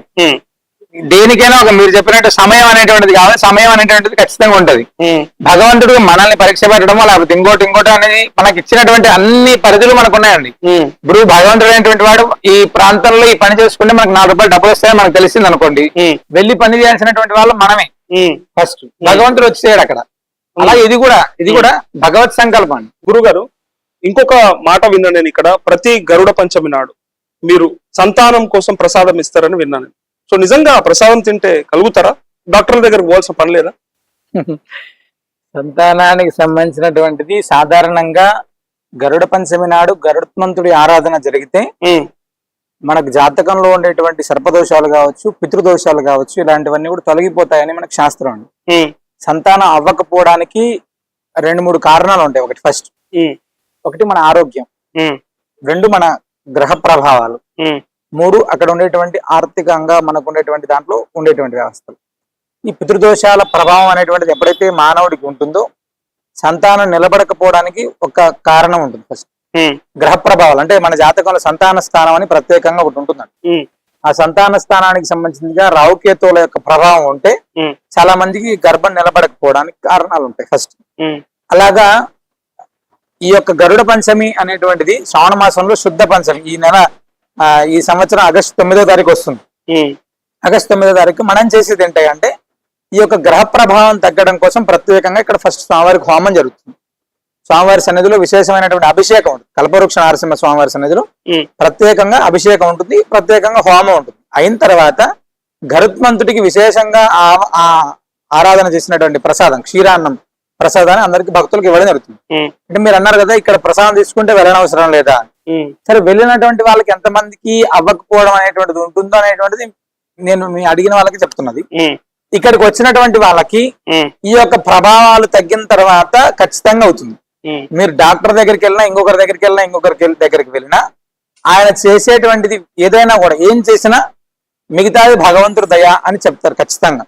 అది ఏ డాక్టర్ అయినా కూడా మేము ఆ దయనే మీకు ఇప్పిస్తున్నాము, భగవంతుడు దయనే మీకు ఇప్పిస్తున్నాం అంతే తప్ప వేరే ఇంకేం కారణం కాదు. ఫస్ట్ గరుడ పంచమి నాడు ఇక్కడ ప్రసాదం తీసుకుంటే ఈ గ్రహ ప్రభావాలు ఏమైనా ఉంటే తప్పనిసరిగా తొలగిపోతాయి, తప్పనిసరిగా సంతానం అవుతుంది, 100% అవుతుంది. మేము చాలా దగ్గర వింటున్నాము, అవుతున్నాయి. చాలా మందికి అంటే 18 సంవత్సరాలు లేనటువంటి వాళ్ళకు కూడా అయినటువంటి వాళ్ళు చాలా మంది ఉన్నారు. అదే విధంగా డాక్టర్ దగ్గరికి వెళ్తే కూడా ఇంకా టైం తీసుకుంటుందో లేకపోతే ఇబ్బంది ఉంది ఎన్నో చెప్పినటువంటి వాళ్ళకు కూడా అయినటువంటి వాళ్ళు ఉన్నారు. అట్లా అని చెప్పి మేము అవన్నీ చేయొద్దు అని చెప్పాం. మీరు డాక్టర్ దగ్గరికి వెళ్తారు, ఇంకోటి దగ్గరికి వెళ్తారు, అది మీ ఇష్టం, మీ పరిధి. కానీ ఇక్కడ భగవద్ అనుగ్రహం అనేటువంటిది లభిస్తే తప్పనిసరిగా అవుతుంది సంతానం. గరుడ పంచమి ప్రసాదం తీసుకొని మీరు వెయిట్ చేస్తే ఇప్పుడు మన ఆరోగ్యం ఇప్పుడు 45-50 సంవత్సరాలు ఉన్నటువంటి వాళ్ళ వ్యక్తులు వచ్చి సంతానం కోసం ప్రయత్నం చేస్తుంటారు చాలా మంది. ఇంకో దగ్గరికి వెళ్ళి డాక్టర్ దగ్గరికి వెళ్ళి చూపించుకొని ఉంటారు. అలాంటి ఇబ్బంది 45 సంవత్సరాలు అయినటువంటి వాళ్ళు కూడా అయిన వాళ్ళు చాలా మంది ఉన్నారు, లేనటువంటి వాళ్ళని. నేనేమంటే ఫస్ట్ నీ ఆరోగ్యం బాగుండడానికి నువ్వు చూసుకోవాలి. నేను చెప్పినటువంటి విధానాలు పాటించాలి కొన్ని, అంతేగాని తీసుకొని వెళ్ళిపోగానే తెల్లారి కాదు. దానికి ఒక విధానం మేము చెప్తాము, నేను పద్ధతి ఉంటుంది, దాన్ని పాటించాలి, తప్పనిసరిగా అవుతుంది. సైన్స్ గొప్పనా దేవుడు గొప్పనా అంటే కృష్ణ చైతన్య స్వామి ఏం చెప్తాడు? భగవంతుడు ఖచ్చితంగా గొప్పవాడు. ఒకటి సైన్స్ అనేటువంటిది మనం తయారు చేసుకున్నటువంటిది. ఫస్ట్ ఈ రోజు సూర్యగ్రహణం వస్తుంది అని చెప్పి కొన్ని 100 సంవత్సరాల క్రితం పుస్తకాలు రాసినటువంటి వాళ్ళం మనం. ఓకేనండి, అది మన యొక్క శాస్త్రం ఆధారంగా, అంతే తప్ప సైన్స్ అనేటువంటిది అన్ని కూడా ఇవే వచ్చినటువంటి. కానీ ప్లానెట్ లో ఏమన్నా వేరే గ్రహ శకలాలు భూమిని ఢీకొనబోతున్నాయి అని సమస్యలు వస్తాయి, లేదంటే చనిపోతారు అందరూ, ఎవరు బతకరు అని అన్నప్పుడు ఇదే సైన్స్ ఢీకొనకుండా చేస్తా ఉంది కదా. అది వేరే కక్షలోకి వేరే మళ్ళీ ఇచ్చే సందర్భాలు చాలా ఉన్నాయి. గతంలో స్కైలాబ్ కావచ్చు, ఇప్పుడు కూడా ఇంకో 10 ఏళ్లలో ఉన్నదట. మళ్ళీ 2000 సైన్స్ చేస్తుంది కదా, దేవుడు చేయట్లేదు కదా. 2000 సంవత్సరంలో మొత్తం వెళ్ళిపోతుంది, భూమి ఉండదని చెప్పారు చాలా మంది. గ్రహాంతం మొత్తం అయిపోయిందని చెప్పారు. 2020లో కూడా ఏదో పంచాంగం ఎక్కడ దాకా క్యాలెండర్ ఉంది, ఈ క్యాలెండర్ తర్వాత ఏం లేదని చెప్పారు. కలియుగం 4 లక్షల సంవత్సరాలు ఉంటుంది. ఓకేనండి, ఏ ఒక్కది ఏదో దానికి వచ్చి ఢీకొట్టినా ఇంకోటి చేసినా 4 లక్షల సంవత్సరాలు ఈ భూమి ఇలానే ఉంటది. కానీ ఇట్లా వాదిస్తారు కదా, సైన్స్ వల్లనే అవన్నీ మనం భూమిని ఢీకొనకుండా చేస్తున్నాం కదా. సైన్స్ అనేటువంటి గొప్పది కాదనట్లేదు. దేవుడు మనిషి అనేటువంటి వాడు తయారు చేసుకోవాలి సైన్స్. సైన్స్ గొప్పనా దేవుడు గొప్ప? అంటే గొప్ప, అంతే. ఖచ్చితంగా. మీరు అంటే సైన్స్ ని మనం తయారు చేసుకున్నాం సార్, భగవంతుని మనం తయారు చేసుకోలేదు, గుర్తుపెట్టుకోవాలి. Okay okay okay. అట్లా ఇక్కడ మీరు ప్రతి సంవత్సరం కూడా అంటే పెద్ద కొడుకులాగా పితృకార్యాలు చేస్తా ఉంటారు కదా, సో ఇంత చేయడానికి గల కారణం మరి అంత భారం మరి? అంటే భారం అనేది కాదండి, అంటే పితృకార్యాలు అనేటువంటివి మనం ఇందాక సంతానం కోసం పితృదోషాలు ఉంటే అవుతున్నాయని చెప్పాం కదా. అసలు పితృదోషాలు అనేటువంటివి ఈ యొక్క తర్పణ శాంత కార్యక్రమాలు చేసుకోలేకపోవడంతో వచ్చేటువంటివి చాలా ఎక్కువ అండి. ప్రస్తుతం సమాజంలో అంటే ఆర్థిక స్థితుల వల్ల కావచ్చు, అంటే కొడుకు లేనటువంటి వాళ్ళు కావచ్చు, లేదా సమయాభావంలో ఉండేటువంటి వాళ్ళు కావచ్చు, వీళ్ళందరికీ కూడా ఏమవుతుందంటే వాళ్ళ యొక్క తల్లిదండ్రుల యొక్క శ్రాద్ధ కార్యక్రమాలు చేయలేకపోవడానికి చాలా మంది బాధపడుతున్నారు, కొంతమంది వదిలేశారు ఫస్ట్ చేయలేకపోతున్నామని. అలాంటి వాళ్ళందరినీ కూడా మా దగ్గర చాలా మంది ఆడపిల్లలు వచ్చి వాళ్ళ తల్లిదండ్రులకు మేము చేయలేకపోతున్నాం అని చెప్పగానే దానికి సంబంధించినటువంటి చాలా సమయాల్లో మేమే వాళ్ళ తర్పణ శాంతి కార్యక్రమాలు చేసామండి. అయితే మహాలయ పక్షాలు అనేటువంటి 15 రోజులు కూడా మహానారాయణ హోమం, రుద్ర హోమం, మహాలయ తర్పణం, శ్రాద్ధం, ఇవన్నీ కూడా మనం ఏం చేస్తున్నాం అంటే ప్రత్యేకంగా అర్చకుల్ని, ఋత్వికుల్ని ఏర్పాటు చేసేసి ఈ 15 రోజులు తర్పణం, శ్రాద్ధం చేస్తున్నాం. తద్వారా ఏమవుతుంది, చాలా కుటుంబాల్లో ఈ యొక్క పితృదోషాలు అనేటువంటి తొలగి చాలా బ్రహ్మాండంగా ఉంటున్నారండి. ఏమవుతుందంటే మనం ఒక్కరమే బాగుండడం కాదు, సమాజం బాగుండాలి మేము ఫస్ట్ కోరుకునేటువంటిది. ప్రతి ఒక్కరు కూడా ఈ యొక్క పితృకార్యాలు అనేటువంటి చేస్తే ఆ కుటుంబం ఉన్నతి ఉంటుందండి. మామూలుగా మన కుటుంబంలో తల్లిదండ్రులకి మనం చేసేటువంటి కృతజ్ఞత, అది వాళ్ళు లేనప్పుడు వాళ్ళకి చేసేటువంటి కృతజ్ఞత, దాన్ని ఎందుకు వదిలేయాలి? అవన్నీ మనం వాళ్ళు ఇచ్చినటువంటి ఆస్తులన్నీ మనం అనుభవిస్తున్నాం కదా, వాళ్ళ యొక్క తర్పణ శాంత కార్యక్రమాలు చేయడానికి ఎందుకు ఇబ్బంది అనేటువంటి ఒకే దాంతో ప్రతి సంవత్సరం కూడా మహాలయ పక్షాలు 15 రోజులు కూడా చాలా అద్భుతంగా, చాలా భక్తి శ్రద్ధలతోటి 15 రోజులు బ్రహ్మాండం చేస్తున్నాం. ఈ సంవత్సరం కూడా చాలా మంది ఆల్రెడీ మమ్మల్ని అడుగుతున్నారు, ఎప్పుడు స్వామి ఎప్పుడు ప్రారంభం చేస్తున్నారని. ఖచ్చితంగా ఈ సంవత్సరం కూడా ఇంకా అద్భుతంగా చేస్తామండి. ఓకే. ఇక్కడ ఈ ఆలయంలో ఒక్కొక్క ప్రదక్షిణ చేస్తే ఒక్కొక్క గ్రహ బాధ తొలగిపోతుంది అని చెప్తారు కదా, ఇక్కడ అంటుంటారు, చాలా మంది అనుకుంటున్నారు. సో 9 ప్రదక్షిణాలు చేస్తే మంచిది అని చెప్తారు. సో అది ఎందుకోసం? ఇక్కడ నవగ్రహాల ప్రభావం ఉంటేనే మనం ఇబ్బంది పడతాం అనేటువంటిది ప్రతి ఒక్కరూ అనుకునేది. ఈ నవగ్రహాల యొక్క ప్రభావం అనేటువంటిది తొలగిపోవాలి అంటే గోమాతకు ప్రదక్షిణ చేయాలి ఫస్ట్, రెండోది నారసింహుడికి ప్రదక్షిణ చేయాలి. ఈ రెండింటికి ఏకకాలంలో ప్రదక్షిణ చేస్తే, ఎప్పుడైతే మనం ఏకకాలంలో ముడుపు పట్టుకొని ఇక్కడ 9 ప్రదక్షిణ చేస్తామో ఆ గ్రహ ప్రభావం అనేటువంటిది ఖచ్చితంగా తగ్గుతుందండి. నవగ్రహాలు 9 మంది, ఆ 9 గ్రహాల యొక్క అనుగ్రహం అనేటువంటిది మనకు లభిస్తుంది అని చెప్పి ఇక్కడ స్వామివారికి 9 ప్రదక్షిణ చేస్తారు. ఓకే. ఇక్కడ మీరు చెప్తున్నటువంటి ఈ మాటల్ని బట్టి నాకు అనిపిస్తుంది ఏంటంటే అన్ని వర్గాలు కవర్ అయిపోయినాయి. ఇటు మహిళల సమస్యల్ని తీర్చడానికి ఒక మార్గం ఉంది, విద్యార్థులకి అట్లే ఇంకా వేరే వేరే ఇంట్రెస్ట్ ఉన్న వాళ్ళకి, అవిగేషన్స్ ఉన్న వాళ్ళకి ముడుపులు కట్టడానికి ఒక అది ఉంది. సో మీరు కవర్ చేయని వర్గం ఏంటిది అని డౌట్ వస్తుంది. రైతులకి మట్టి ఇస్తున్నారు పూజ చేసి, అట్లే గోవులను కూడా ఇస్తున్నారు కదా, సో ఏ వర్గాన్ని మీరు సంతృప్తి పరచట్లేదు అంటే? నాస్తికులను ఒకటి సంతృప్తి ప్రతి ఒక్కరిని సంతృప్తి పరుస్తుంది. వాళ్ళని ఎందుకు వదిలేసారు అనేది నా ప్రశ్న. వాళ్ళతో మాకు పని లేదు కాబట్టి. లేదా? ఖచ్చితంగా ప్రయత్నం చేయొచ్చు కదా. వద్దండి, ఇప్పుడు మన పని మనం చేసుకోవడానికి చాలా పని ఉంది. పని లేని వాళ్ళకి అన్ని పనులు, మనం నలుగురు బాగుండాలి అని చేసేటువంటి పని మనకు చాలా పెద్ద పని ఉంది. ఆ పని హ్యాపీగా మనం చేసుకుంటే చాలా ఉంది, వేరే వాళ్ళ జోలికి వెళ్ళక్కర్లేదు. ఓకే. అది సో ఇక్కడ ఈ విశిష్టతల గురించి ఇట్లా ఇంకా పెరుగుతా ఉంటే, విస్తృతంగా చర్చించుకునే పరిస్థితి వస్తే, ప్రజలు తండోపతండాలుగా ఇప్పటికే వస్తా ఉన్నారు కదా, ఇంకా ఎక్కువ వస్తే మరి ఈ స్థలం అయితే సరిపోదని నాకు అనిపిస్తుంది. మేము కూడా ఆలోచించేది ఏంటంటే అండి, పూర్తి స్థాయిలో ఒకవేళ ఆ యొక్క ప్రభావం అనేటువంటిది పెరిగితే దీన్ని ఒక పెద్ద ఆశ్రమంగా బయట ఒక దగ్గర విశేషంగా ఏర్పాటు చేసి వచ్చేటువంటి వారికి సౌకర్యం కావాలి. ఫస్ట్ ఇక్కడ ప్రాబ్లం వల్ల భగవంతుడి దగ్గరికి వెళ్తే మనం సంతృప్తికరంగా వెళ్ళాలి. ఇక్కడికి వచ్చిన ప్రతి ఒక్కరికి కూడా మీరు గమనిస్తే ఉదయం నుంచి రాత్రి దాకా స్వామివారి యొక్క ప్రసాదం దొరుకుతుంది. స్వామివారి ఇక్కడికి వస్తే ప్రసాదం ఏదో ఒక రూపంలో స్వామివారి దర్శనం, తీర్థం, అన్ని రకాల ముడుపు కట్టిన తర్వాత వాడు తీర్థ ప్రసాదాలు తీసుకోండి. మధ్యాహ్నం అన్నప్రసాదం ఉంటుంది, రాత్రి దాకా ప్రసాదం ఇస్తూనే ఉంటారు ఇక్కడ. అంటే వచ్చిన భక్తులందరికీ ఈ సౌకర్యం ఉంటుంది. కానీ వచ్చిన వాళ్ళు ఇబ్బంది పడకూడదు అంటే, ఒకవేళ ఇది సరిపోకపోతే, ఇక్కడ ఉండేటువంటి ఆశ్రమం ఈ పరిసర ప్రాంతం సరిపోకపోతే ఒక పెద్ద వ్యవస్థను ఏర్పాటు చేస్తాం తప్పకుండా. అందరి సహకారంతో భగవద్ అనుగ్రహం అంటే అది జరుగుతుంది. అది ఇప్పుడు అన్నదానం నిత్యాన్నదానం అది. అవునండి. ఏ రోజు తప్పలేదా? ఏ రోజు ఆపలేదు. అస్సలు మేము కరోనా ఎప్పుడు స్టార్ట్ చేసేలో ఇప్పుడు మీరు ఇది ఇక్కడ భద్రాచలం వచ్చేటువంటి యాత్రికులు, సానగ్రామ ఆశ్రమం వచ్చేటువంటి యాత్రికులకు స్టార్ట్ చేసి 1.5 సంవత్సరం అవుతుంది. కానీ కరోనా ప్రారంభంలో ఏప్రిల్ 9వ తారీఖు 2020 సంవత్సరంలో కరోనా ప్రారంభంలో మేము అన్నప్రసాదాన్ని ఇవ్వడానికి స్టార్ట్ చేసాం. కరోనా పూర్తయ్యే లోపల 18 లక్షల మందికి అన్నం పెట్టామండి. 18 లక్షల మందికి ఆంధ్రప్రదేశ్, తెలంగాణలో అన్ని ప్రాంతాల్లో నృసింహ సేవాలయం సభ్యులు 18 లక్షల మందికి అన్నం పెట్టారు. గోదావరి వరద ప్రభావిత ప్రాంతాల్లో విఆర్పురం, కోనవరం మండలాల్లో రోజుకు 45,000 మందికి ప్రతినిత్యం కూడా కోతులుగుట్ట అనేటువంటి ఆ ప్రాంతాల్లో వండి వడ్డిచ్చారు నృసింహ సేవాలయం సభ్యులు. గోదావరి వరద వచ్చి సుమారు అతలాకుతలం చేస్తే 2022 సంవత్సరంలో 17 రోజుల కాలం పాటు, ఒక రోజు కాదండి 17 రోజుల కాలం పాటు ఇవన్నిటికీ ఎలా వచ్చాయి? ఇవన్నిటికీ వచ్చేకి లేక ఇక్కడికి రావడానికి కల్పవృక్ష నారసింహస్వామి వారి యొక్క పరిపూర్ణ అనుగ్రహం, శ్రీనృసింహ సేవావాహిని భక్త కుటుంబం యొక్క పూర్తి సహకారం. ఒక చిన్న మెసేజ్ ని పెట్టాం మేము ఆ రోజు.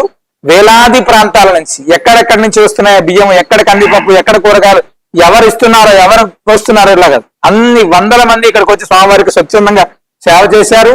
అన్ని వేల మందికి ఆహారాన్ని పెట్టామండి. కానీ అంటే ఒక 2 వీలర్ కూడా నా పేరు మీద లేదు, మా నాన్న పేరు మీద ఉందని చెప్పే మీరు ఇట్లా లక్షలాది మందికి భోజనం పెట్టడము, ఇదంతా చూస్తుంటే ఖచ్చితంగా ఎవరో పెద్ద తలకాయ ఉంది మీ వెనకాల, ఏదో హస్తం ఉందని అనిపిస్తుంది. చాలా పెద్ద తలకాయ ఉంది సార్, నిజమే. మా వెనకాల పూర్తి పెద్ద తలకాయ లక్ష్మీ నరసింహస్వామి, ఆయనే కల్పవృక్ష నారసింహస్వామి యొక్క పరిపూర్ణ అనుగ్రహం, శ్రీనృసింహ సేవావాహిని భక్త కుటుంబం యొక్క వెన్నముక, ఈ రెండు మా దగ్గరే ఉంది. అంతే, ఆయన వెన్నముకనే మేము. గురుగారు, నాకు ఒక ధర్మ సందేహం. అదేంటంటే లక్ష్మీ నరసింహస్వామి అంటేనే ఉగ్రరూపం కదా, మీరెందుకు ఇంత శాంతంగా నవ్వుకుంటా ప్రశాంతంగా ఎట్లుండగలుగుతారు? అసలు ఆయనను సేవిస్తూ మీరు కూడా అట్లే ఉండాలి కదా. లేదండి, అంటే లక్ష్మీ నరసింహస్వామి వారి యొక్క స్వరూపం ఉగ్ర స్వరూపం అయినప్పటికీ కూడా భగవంతుడు పరిపూర్ణమైనటువంటి శాంతమూర్తి. అంటే ఏదైతే అతన్ని అంటే భక్తులను ఇబ్బంది పెట్టేటువంటి వాళ్ళ పైన మాత్రమే ఉగ్రత్వం అండి, అంటే దుష్టుల పైన మాత్రమే ఉగ్రత్వం. భక్తుడు తనను ఆశ్రయించినటువంటి వారి పైన ఎప్పుడు పరిపూర్ణమైనటువంటి కరుణ సముద్రుడు స్వామివారు. లక్ష్మీ నరసింహస్వామి వారు అంటే ముక్కోటి దేవతలు అంటే మనం అంటాం కదా, మనకు ఉండేటువంటి ఏ భగవంతుడికైనా కూడా తత్క్షణమే అంటే ఇమీడియట్ రెస్పాన్స్ అనేటువంటి భగవంతుడు ఎవరైనా ఉన్నారు భూమి పైన అంటే నరసింహస్వామి. అంటే క్షిప్ర ప్రసాది అని స్వామికి పేరు. అంటే ఇమీడియట్లీ యాక్షన్ తీసుకునేటువంటి వ్యక్తి ఆయన. ఆయన ఆశ్రయిస్తే చాలా అద్భుతంగా ఉంటుందండి. అంటే ఆయన ఆశ్రయించినటువంటి వాళ్ళందరికీ కోపం రావాలను ఇంకోటి అలా ఏం ఉండదు. భగవంతుడు పరిపూర్ణమైనటువంటి కరుణా సముద్రుడు. ఇక్కడ ఉండేటువంటి సాలగ్రామం అయితే అసలు పూర్తిగా ఎంత చక్కగా అంటే స్వామి సాక్షాత్ లక్ష్మీదేవితో సైతంగా ఉన్నారు ఇక్కడ. అద్భుతమైనటువంటి అనుగ్రహంతో ఉంటారు స్వామి, ఉగ్రత్వం కాదు, శాంతమూర్తి. అంటే నేను పొద్దున చాలా గ్రామాల వరకు వెళ్తే అక్కడక్కడ మీరు కట్టించిన గుళ్ళు ఉన్నాయి, గోపురాలు ఉన్నాయి, బ్రహ్మాండంగా ఉన్నాయి, నాకు మంచిగా అనిపించింది. కానీ ఇక్కడికి వస్తే ఇక్కడ లక్ష్మీ నరసింహస్వామి వారు తాటాకు పందిట్లో ఎందుకున్నాడు? ఎన్నో గుళ్ళు కట్టించిన మీరు ఇక్కడ ఎందుకు కట్టలేదు? అంటే ఇక్కడ పరిపూర్ణమైనటువంటి ఒక ప్రధానమైనటువంటి ఆలయం నిర్మించాలి అనుకునేటువంటి సమయానికి భగవంతుడు అంటే తనని ఇలా ఉంచాలి ఇక్కడ, అంటే ప్రత్యేకంగా భక్తులు సందర్శనార్థం ఉంచాలి అని చెప్పారు.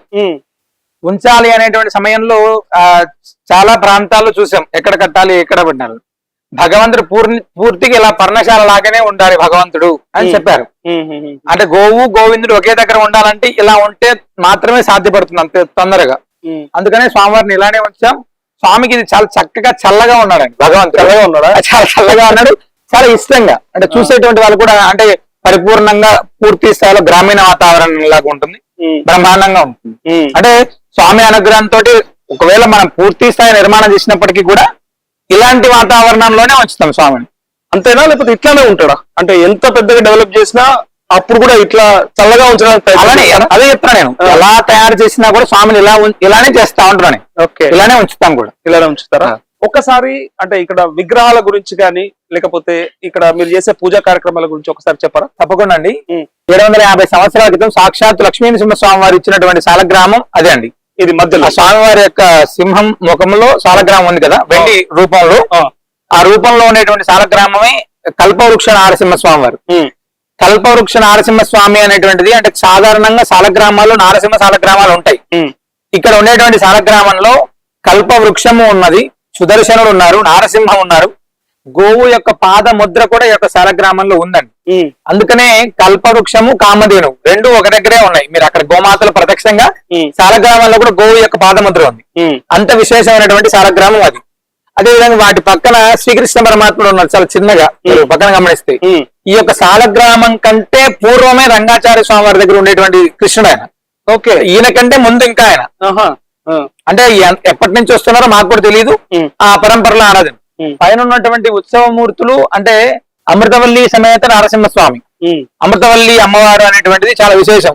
నార్మల్ గా ఆ అమృతవల్లి సమేతంగా స్వామి ఉండి ఇక్కడ విశేషంగా కళ్యాణోత్సవం జరగడం కోసం ఆ మూర్తి ఉన్నారండి. ఉమ్. అంటే వచ్చేటువంటి భక్తులు మొక్కుబడి అంటారు కదా మామూలు నార్మల్ గా, లేదా మనం సాధారణమైనటువంటి రోజుల్లో కూడా విశేషంగా స్వామివారి కళ్యాణం జరుగుతుంటుంది. ఆ రోజుల్లో కళ్యాణమూర్తుల వారు వీరే ప్రధానమైనటువంటి దైవం. ఉమ్. అది ఇక్కడ ఉండేటువంటి అంటే దేశవ్యాప్తంగా ఉన్నటువంటి లక్ష్మీ నరసింహ స్వామి గుడులు ఏవైతే ఉన్నాయో అన్నిట్లోకెల్లా ఏది ప్రసిద్ధి గాంచిందని చెప్పొచ్చు, లేదంటే ఏది విశిష్టత కలిగింది అని చెప్పొచ్చు? అంటే ప్రతి ఆలయానికి ఒక్కొక్క శక్తి ఉంటుంది. ఫస్ట్ ప్రతి ఆలయం ప్రతి నృసింహ ఆలయానికి కూడా ఒక్కొక్క క్షేత్ర మహిమలు ఉంటాయి. ప్రతి దగ్గర కూడా ఏమవుతుంటే ఇప్పుడు మన ఆంధ్రప్రదేశ్ లో మన అయోధ్య అంటే రాముడు పుట్టాడని చెప్తాం కదా. నరసింహస్వామి పుట్టినటువంటి క్షేత్రం అహోబిలం. కర్నూలు జిల్లా ఆలగడలో అహోబిలం ఉంటుంది. అహోబిలం అనేటువంటిది సాక్షాత్ హిరణ్యకశిపుడి సంహారం జరిగినటువంటి స్థలం అది. నార్మల్ గా సింహాచలం తీసుకుంటే చందనం అక్కడ విశేషం. స్వామివారు అంటే నరసింహస్వామి ఉంటారు, వరాహ స్వామివారు ఉంటారు, రెండు ఉంటారు. అలాగా మనం తెలంగాణలో యాదగిరిగుట్ట చాలా విశేషమైనటువంటి క్షేత్రం. తర్వాత మల్లూరు, ఇలా వివిధ ప్రాంతాల్లో వివిధ పద్ధతుల్లో వివిధ మార్గాల్లో చాలా క్షేత్రాల్లో మీకు ఇంకొక గమనిస్తే ఏమవుతుందంటే అయోధ్యలో ఎలా అయితే రాముడు ఫేమస్, మన తెలుగు రాష్ట్రాల్లో నృసింహాలయాలు చాలా ఎక్కువ ఉంటాయండి. మీరు బాగా గమనిస్తే చాలా నృసింహాలయాలు ఉంటాయి. అంటే నృసింహస్వామి పుట్టినటువంటి స్థలం అహోబిలం. ఈ తెలుగు రాష్ట్రాల్లోనే చాలా ఎక్కువ క్షేత్రం అంట. మీరు ఎక్కడ గమనించినా చాలా తక్కువ ఉంటాయి. అది ఓకే. ఇంకా ఒక డౌట్ ఉంది నా దగ్గర. అదేంటంటే అంటే పొద్దున్న నుంచి మీరు చేస్తున్నటువంటి సేవా కార్యక్రమాలన్నీ చూస్తూ వస్తున్నప్పుడు కొంతమందిని అడిగిన నేను అక్కడ కూడా, ఎందుకు కృష్ణ చైతన్య స్వామి ఇవన్నీ చేస్తా ఉన్నాడు, మరి ఆయనకేమన్నా రాజకీయాల్లోకి రావాలని ఉందా, అంటే భవిష్యత్తులో ఏమో దీన్ని పెట్టుబడిగా పెట్టుకుంటాడా అని కొంతమంది అనుకుంటా ఉంటే, వాళ్ళు కూడా ఏమో మాకైతే తెలియదు కానీ ఇయ్యాలైతే సేవలు అందుతున్నాయి సార్, మాకు అది చాలు అని అంటా ఉన్నారు. నేను చాలా గ్రామాలు తిరిగి వస్తా ఉన్నాయి చాలా సేపటి నుంచి, మార్నింగ్ నుంచి. సో అక్కడక్కడ కృష్ణ చైతన్య స్వామి గారి గురించి బ్రహ్మాండంగా చెప్తా ఉన్నారు ప్రజలు. అసలు ఈ చేసే సేవా కార్యక్రమాలు కావచ్చు, తన నుంచి లబ్ధి పొందిన లబ్ధిదారుల కళ్ళల్లో సంతోషం కానీ వాళ్ళ కళ్ళల్లో వచ్చే ఆ కన్నీటి చుక్కలు చూస్తే కూడా అర్థమవుతా ఉంది మరి ఆయన చేసినటువంటి సేవలు. సో మీ ఊరికి ఏమేం చేసిండు, మీకు ఏమనిపిస్తుంది ఆయన గురించి, మీకు తెలుసా అసలు? ఆయన దేవుడు సార్, తెలియకుంటే ఎట్లుంటదండి. మా ఊరు ఇది ఒక దళిత పల్లె. కరోనా కష్టకాలంలో కనీసం అడుగుదీసి అడిగేసేటువంటి పరిస్థితి లేదు. ఊర్లో ఇంటింటికి కరోనా వచ్చింది సార్. ఆ సందర్భంలో నేను ఇంకో మా మిత్రులు ఉన్నారు. పక్కన మా ఊరికి ఇంతకుముందు భజన నేర్పించడానికి వచ్చినటువంటి గురువు గారు సహకారంతో స్వామిని మేము కన్సల్ట్ అయినాం. ఊరందరికీ కూడా కరోనా వచ్చిన ప్రతి ఇంటికి నిత్యావసర సరుకులు కిట్లు ఇచ్చారు. మన వరదలు వచ్చినప్పుడు ఊరందరికీ కూడా నిత్యావసర సరుకులు, బియ్యం, పప్పు, ఉప్పు ఇవన్నీ పంచారు సార్. ఎట్లా మర్చిపోతాం సార్. నిజంగా ప్రతి ఇంట్లో అంటే పేదోళ్ళ పెద్ద కొడుకు అంటారు కదా, ఇంకట్లా పేదోళ్ళ పెద్ద కొడుకు అయితే చైతన్య స్వామి అని అయితే నేను చెప్తా సార్.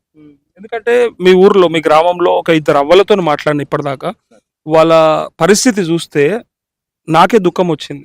అసలు ఎట్లా బతుకుతున్నారు వాళ్ళు, ఏంది ప్రభుత్వం కూడా ఆదుకుంటలేదా, ఏ సమస్యలతో బాధపడతా ఉన్నారు అని అడిగితే, అయ్యా మాకు కనీసం కృష్ణ చైతన్య స్వామి పంపే ఆ కొంత బియ్యంతోనైనా మేము ఇలా ఈ బతుకులు ఇడుస్తా ఉన్నాం, మా పరిస్థితి అట్లా ఉంది, మా రోగాలు మాకున్న సమస్యలు అని చెప్పి అంటా ఉన్నారు కదా. సో ఇదే కాక ఇంకేమైనా చేస్తారా ఇక్కడ? స్వామి ఇక్కడ వాస్తవానికి చైతన్య స్వామి ఆయన గురించి ఏం చెప్పాలో కూడా అర్థం కావట్లేదండి. శబరి ఆనాడు రాముడు కోసం ఎట్లయితే ఎదురు చూసిందో ఈ పల్లెంతా ఆయన కోసం అట్లా ఎదురు చూస్తాం సార్. ఎప్పుడైనా వస్తారా స్వామి మా కోసం ఎక్కడికైనా. ఆయన కూడా అట్లే అండి.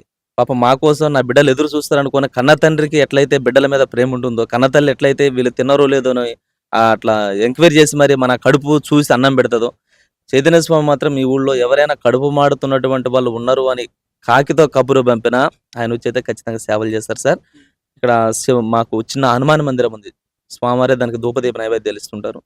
ఈ ఆలయంలో పై రేకులన్నీ గాలిదుమ్మలుగా పడిపోయినాయండి. ఒక గొడుగు కట్టి మేము పూజ చేసుకుంటా ఉండేవాళ్ళం. ఎందుకంటే ఇక్కడ మొత్తం అందరూ కూడా కూలే సార్ చేసేది. ఈ కూలి చేసుకుంటే వచ్చేటువంటి 200 ఆ పై ఖర్చులు, బియ్యం కొనుక్కోవడం, కూరగాయలు, ఇప్పుడు ఉన్నటువంటి నిత్యావసర సరుకులకే సరిపోతా ఉన్నాయి. అటువంటి పరిస్థితుల్లో దానికి మళ్ళీ గుడి కట్టుకునేటువంటి ఓపిక లేదయ్యా అని చెప్తే అప్పటికప్పుడు నాకు ఎందుకు చెప్పలేదని ఆయన కన్నీళ్లు పెట్టుకుని వచ్చి గుడిని మళ్ళీ పునరుద్ధరణ చేసి ఆ రేకులు వేపించి మళ్ళీ మాఘమాసం వచ్చేసరికల్లా దానికి గుడికి మళ్ళీ ప్రారంభించేద్దామని చెప్పినారు సార్. ఒకటి కాదండి, చదువుకునేటువంటి పిల్లగాళ్ళకి ఇక్కడ చాలా మందికి చిన్న పిల్లగాళ్ళకి ప్రైమరీ కిట్లు అంటే ప్రభుత్వం ఇస్తుంది. అయినప్పటికీ కూడా చదువు మాత్రమే మనిషిని మారుస్తుంది అని చెప్పేసి ఆ విద్య జ్ఞానాన్ని పంచడానికి మారుమూలపల్లెలో ఎన్నో ట్యూషన్స్ పెట్టారు. ఇక్కడ కూడా అతి త్వరలో ప్రారంభం చేస్తానని చెప్పారు. ఇంగ్లీష్ మాధ్యమంలో చెప్పేటట్టుగా ఆయన తర్ఫీదు ఇచ్చేటువంటి ట్యూటర్స్ ను కూడా నియమిస్తా ఉన్నారండి.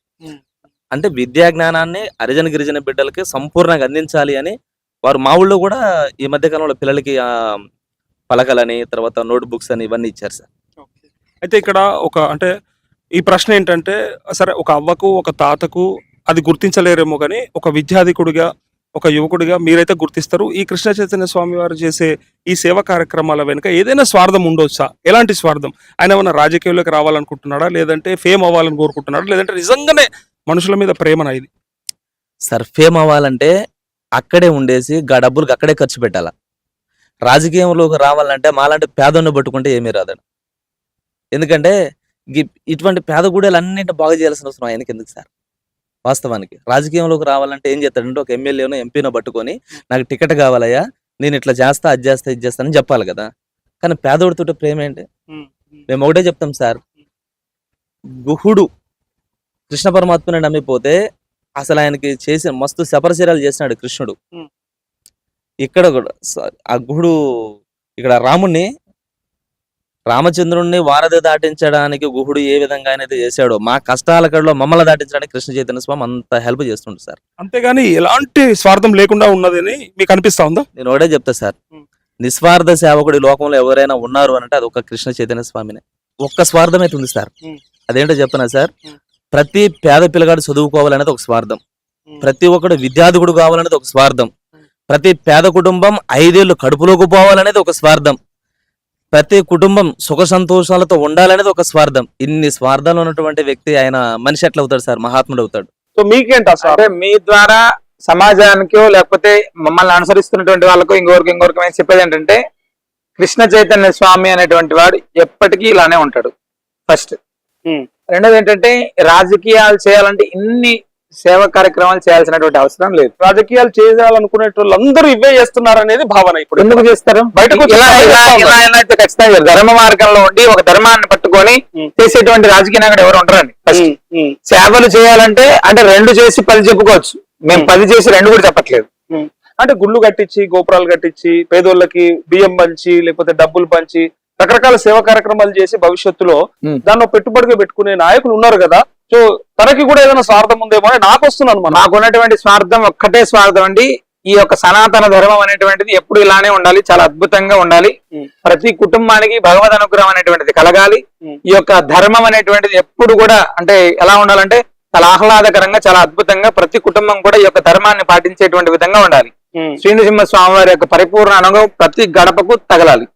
మా యొక్క కోరిక, మా యొక్క స్వార్థం ఇదేనండి. అది తప్ప ఇంకా వేరే ఏది లేదు. మీరే చెప్పారు ఇలానే ఉంటాను అని చెప్పాను. ఇలానే ఉంటాను. మీరు ఎప్పుడు ఎన్ని సంవత్సరాల తర్వాత వచ్చినా నేను ఇలానే ఉంటాను. ఓకే, ఖచ్చితంగా. మీరు ఇందులో ఎటువంటి సందేహం లేదు. ఎక్కడ కూడా మారరు. రాసుకోవచ్చు ఆన్ కెమెరా రికార్డు. మీరు ఎక్కడైనా కావచ్చు. నేను గతంలో ఇంతకు ముందు ఇలానే ఉన్నాం, ఇప్పుడు ఇలానే ఉన్నాం, ఇంకా తర్వాత కూడా ఇలానే. మీ మీద అనుమానంతో కాదు ఇది, ఎందుకంటే బయట జరుగుతున్న రెండు చెప్తాను మీకు. మీరు ఇందాక చెప్పారు మా దగ్గరికి నార్మల్ గా వచ్చే వాళ్ళు చాలా మంది వచ్చారు, రాజకీయ నాయకులు ఇలా వస్తారని చెప్పి. నార్మల్ గా ఇక్కడ విషయం ఏంటంటే, మా దగ్గరకు వచ్చేటువంటి రాజకీయ నాయకులు చాలా మంది వస్తుంటారు. ఎమ్మెల్యే అభ్యర్థులు, ఎమ్మెల్యే అయిన వాళ్ళు, మంత్రులు అయిన వాళ్ళు, ఇలా చాలా మంది. ఈ వచ్చినటువంటి వాళ్ళ దగ్గరికి కూడా తిరిగి మేము వెళ్ళి మాకు ఇది కావాలి అని మేము అడగమండి ఎవరి దగ్గరికి వెళ్ళి. ఫస్ట్. రెండోదండి, చాలా మంది ఇక్కడికి వచ్చి స్వామివారి సన్నిధిలో వచ్చి గెలిచిన వాళ్ళు మళ్ళీ వచ్చి దర్శనం చేసుకున్నటువంటి వాళ్ళు కూడా ఉన్నారు. స్వామివారి ముడుపు కడితే అయినటువంటి వాళ్ళు చాలా మంది ఉన్నారు. ఆంధ్రప్రదేశ్ ఎలక్షన్లు సుమారు 36-37 మంది కడితే 36 మంది గెలిచిన వాళ్ళు ఉన్నారు. సెంట్రల్ మినిస్టర్ ఉన్నారు, కేంద్ర రాష్ట్ర మంత్రులు ఉన్నారు, తెలంగాణలో రాష్ట్ర మంత్రులు ఉన్నారు, ఎమ్మెల్యే అభ్యర్థులు ఉన్నారు. మాకు వాళ్ళందరూ తెలుసు అని మేము చెప్పుకోము. మాకు అవసరం లేదు. ఫస్ట్ ఎందుకంటే మాకు కావాల్సింది భగవద్ అనుగ్రహం అనేటువంటిది భక్తులకు పంచాలి. నాకు భగవంతుడు తెలుసు, నాకు భక్తుల యొక్క ఏవైతే ఉంటాయో అవి తెలుసు. ఇంకా చాలు కదా, ఇంకేం కావాలి? కానీ ఎక్కడికి వెళ్ళినా ఇవాళ పేరుగాంచినటువంటి దేవాలయాలకు ఎక్కడికి వెళ్ళినా వేలాది రూపాయల ఖర్చుతో కూడిన వ్యవహారం లాగా మారింది మధ్యలో. అంటే డైరెక్ట్ గా దేవుణ్ణి కూడా చూడలేని పరిస్థితి డబ్బు లేకపోతే ఇవాళ ఇప్పుడున్న పరిస్థితుల్లో. అది మరి దేనికి కారణం అవుతుంది? సాధారణమైనటువంటిది ప్రతి దగ్గర కూడా ఫ్రీ దర్శనం ఉంటుంది సార్. ఫస్ట్ ఒకటి ప్రతి ఆలయంలో ఉంటుంది. ఇక్కడ పేదోడికి దేవుడు ఎక్కడున్నాడు, ఎక్కడో అందరంత దూరంలో ఉన్నాడు అనేది భావన. అలా ఏం లేదండి, భక్తితోటి భగవంతుడిని ఎక్కడికైనా తీసుకెళ్ళవచ్చు మనం. డబ్బులు ఉన్నోడికి తీసుకెళ్లి చక్కగా పెడతా ఉన్నారు. భగవద్ రామానుజాచార్య సాంప్రదాయంలో అడిగిన రామానుజ ఆసనాన్ని మనం ఒక చెప్తాం, మామూలు నార్మల్ గా మేము చెప్తాం. అంటే మీరు చిన్న రాముడి కథ ఒకటి చెప్తే, మనం రామాయణంలో సాక్షాత్తు రాముడికి సేవ చేసినటువంటి వాడు ఎవడు? లక్ష్మణ స్వామి, అవునా? ఓకే, ఇందులో రాముడి యొక్క పాదుకలు తీసుకెళ్లి ఆ యొక్క అయోధ్యలో పెట్టి పూజ చేసుకొని ఆ యొక్క పాదుకలే రాముడే పరిపాలిస్తున్నాడు అని చెప్పి పరిపాలించినటువంటి వాడు భరతుడు.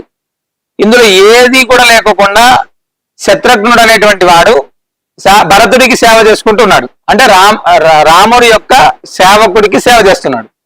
శత్రుఘ్నుడు అనేటువంటి వ్యక్తి అద్భుతమైనటువంటి, అంటే సేవా గుణం కలిగినటువంటి వ్యక్తిగా మనం చూసుకోవచ్చు. అంటే ఆయన సేవకుడికి, సాక్షాత్తు నారాయణుడికి సేవ చేసేటువంటి భాగ్యం లక్ష్మణుడికి దక్కితే, నారాయణుడి యొక్క పాదుకలకు సేవ చేసేటువంటి అదృష్టం భరతుడికి దక్కితే, ఆ పాదుకలకు సేవ చేసేటువంటి భరతుడి యొక్క సేవ చేసేటువంటి అదృష్టం శత్రుఘ్నుడికి ఉంది. అట్లా మనం కూడా భగవంతుడు అనేటువంటి వాడిని భక్తితోటి ప్రార్థిస్తే ఎక్కడైనా అక్కడ లోపల గర్భాలయంలో కూర్చొని పూజ చేయాల్సిన అవసరం లేదండి.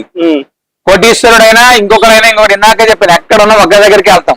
కానీ ఇక్కడికి వెళ్ళి ముందుకెళ్ళి డబ్బులు పెట్టి ముందుకెళ్ళి దర్శనం చేసుకొని టికెట్లు తీసుకొని ఏదో ఉంటే అదన్నీ కూడా ధర్మ మార్గంలో కాదు. అది నార్మల్ గా ఏమవుతుందంటే ఆ యొక్క ప్రభావం అనేటువంటిది ఏమవుతుందంటే, ఆలయాల వ్యవస్థ నడవాలంటే కూడా ఫస్ట్ డబ్బు కావాలి సార్. మనం అంతా ఇప్పుడు ఇన్ని కూర్చొని మనం నార్మల్ గా మాట్లాడుకునేటువంటి ప్రతి ఒక్కరం కూడా దేవాలయాలు లేదా ఇంకోటి మన హిందూ భక్తులు ఇచ్చేటువంటి డబ్బుల పైన మాత్రమే నడుస్తాయి.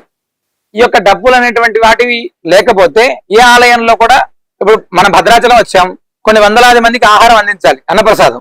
తిరుమల వెళ్ళాం, ప్రతిరోజు కూడా ఉదయం రాత్రి దాకా అన్నప్రసాదం లక్షల వేల మందికి అందుతూనే ఉంటుంది. ఇవన్నీ కూడా ఎవరిస్తారు? నార్మల్ గా ప్రతి సాధారణ భక్తుడికి కూడా అక్కడ అన్నప్రసాదం దొరుకుతుంది కదా. ఇదే డబ్బులు ఉన్నటువంటి వాళ్ళ వ్యక్తి ఇచ్చినటువంటి డబ్బులతోటి అక్కడ సాధారణమైనటువంటి భక్తులకు కూడా దొరుకుతుంది.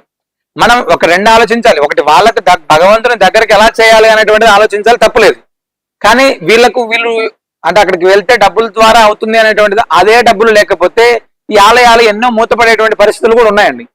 ఫస్ట్ సామాన్యంగా మనం ఆలోచిస్తే పల్లెటూరులో వెళ్తే లక్షలాది రూపాయలు పెట్టి ఫస్ట్ గుళ్ళు కట్టేస్తున్నాం చాలా మంది.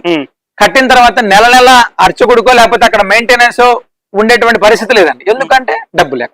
కానీ ఒక పేదోడి బాధ నేను విన్నా, ఆయన క్యూ కాంప్లెక్స్ లో నిలబడి, అరే మన బతుకులేంది ఇట్లా, దేవుడు కూడా మనకి ఇంత దూరమా, పైసలు పెట్టినోడు చక్కగా పోయి గర్భగుడిలో కూర్చొని 10 నిమిషాలంటే 10 నిమిషాలు ఆయనకు దర్శన భాగ్యం కల్పిస్తుర్రే, మేము గంటల తరబడి నిలబడాలా ధర్మ దర్శనం అంటే?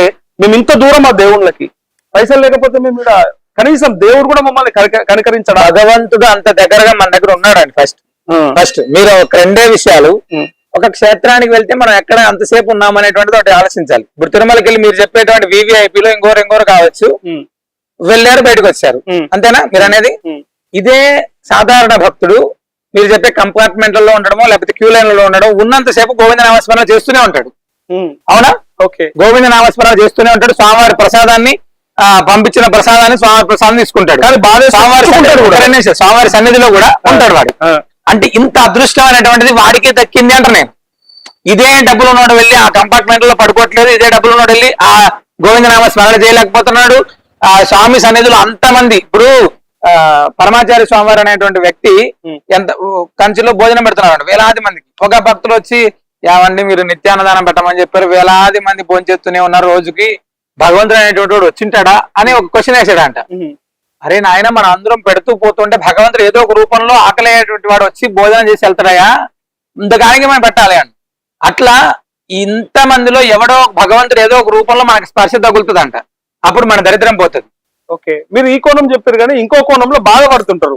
దాహం వేసినోడు, ఆకలి వేసినోడు, కాళ్ళు గుంజేటోడు, బాడీ పెయిన్స్ ఉన్నోడు, అరే ఏంది దేవుడు ఇట్లా అని చెప్పి దేవుడు కూడా తిట్టుకుంటుంటారు కదా. దేవుణ్ణి తిట్టుకునేటువంటి వాళ్ళు చాలా తక్కువ ఉంటారండి. ప్రభుత్వాలలో లేకపోతే అక్కడ ఉన్నటువంటి పరిస్థితుల్లో తిట్టుకుంటుంటారు కానీ భగవంతుని తిట్టుకోరు. అంతేనా? ఖచ్చితంగా. ఓకే, సో ఫైనల్ గా చెప్పండి, అంటే ఏ గుడికి వెళ్ళినా కూడా మనము దేవతామూర్తిని చూసినప్పుడు కళ్ళు మూసుకొని ప్రార్థించాలా, లేదంటే కళ్ళు తెరిచే చూస్తూ ఏదైనా మనం అడగాల? మనం సాధారణంగా ఏదైనా ఒక ఆశ్చర్యానికి లోనైనప్పుడు లేకపోతే ఒక అనుభూతికి లోనైనప్పుడు ఫస్ట్ కళ్ళు ఆటోమేటిక్ గా బంద్ అవుతాయి మనకి. ఎట్లా కొట్టుకోవాలి. చాలా మంది ఏంటంటే ఆ రూపాన్ని చూసిన తర్వాత ఆ రూపాన్ని నిలబెట్టుకోవడం కోసం చాలా మంది కళ్ళు మూసుకుంటారు ఫస్ట్. ఓకే, భగవంతుని చూసాము, అది ఒక 2 నిమిషాలు మూసుకొని ఉంటే ఆ రూపం అలా కనబడుతుంది అనేటువంటి భావనతో కొంతమంది మూసుకుంటారు. భగవంతుని చూస్తూ దండం పెట్టుకోవడం అనేటువంటి, ఇప్పుడు ఎక్కడికో వెళ్ళి అక్కడికి వెళ్ళాక మూసుకుంటే ఉపయోగం ఏంటి? అదే ఏది కరెక్ట్? అదే చాలా తెలిసి దండం పెట్టుకోవాలండి. భగవంతుని కళ్ళు చూస్తూ స్వామివారిని చూస్తూనే ఆ యొక్క రూపాన్ని మనం ఆనందించాలి కదా, ఆ రూపాన్ని మనం ఆనందించాలి. అది తీసుకెళ్లాలంటే మనం క్యాప్చర్ చేయాలి కదా మన కళ్ళు. అది చేసినప్పుడు మాత్రమే మనం బాగుంటుంది. నాకు జరిగిన ఒక ఇన్సిడెంట్ ఏంటంటే, ఇన్సిడెంట్ ఏం కాదు, నా ఎక్స్పీరియన్స్ చెప్తా. నేను ఇన్ని దేవాలయాలకు వెళ్ళి ఇన్ని సార్లు గర్భగుడిలోకి వెళ్ళి దేవుళ్ళని చూసి వస్తా కదా, నాకు గుర్తుండరు. మళ్ళీ బయటకు వచ్చిన తర్వాత నేను ఎంత తలుచుకుందామన్నా మళ్ళీ అది ఏది గుర్తురాదు. నా ఒక్కడికైనా అందరికీ అది అట్లా ఏముండదండి. సాధారణంగా మనం తిరుమల వెళ్తే దర్శనం చేసుకుని వస్తాం కదా, ఆ రూపం కొద్దిసేపు కనబడుతుంటది మనకి. తర్వాత మనకు ఎవరికైనా మనకు సాధారణంగా మీరు చెప్పినట్టుగా మీకు ఇప్పుడు ఒక 500 రూపాయల నోట్ల కట్టించాం సార్. 500 రూపాయల నోట్ల కట్టించి మీరు లెక్క పెట్టమంటే మీరు ఏం చేస్తారు? టక్క టక్క టక్క టక్క టక్క పెడతాం, లెక్కిస్తాం. అవునా? ఆ సమయంలో మీకు వేరే ఏదైనా ఆలోచన వస్తుందా? అస్సలు రాదు. 100% రాదు. ఇవ్వం కూడా. ఓకే కదా.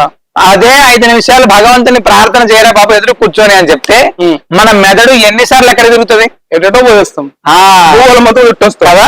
అంటే మన దగ్గర మనం అంటే ఇది దీని మీద ఉన్నటువంటి ఇంట్రెస్ట్ దాని మీద లేదనే కదా అర్థం.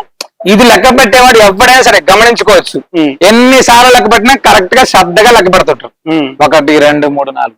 భగవంతుని కూడా అంతే శ్రద్ధగా చూస్తే తప్పకుండా పని అవుతుంది. సో ఖచ్చితంగా చూడాల్సి.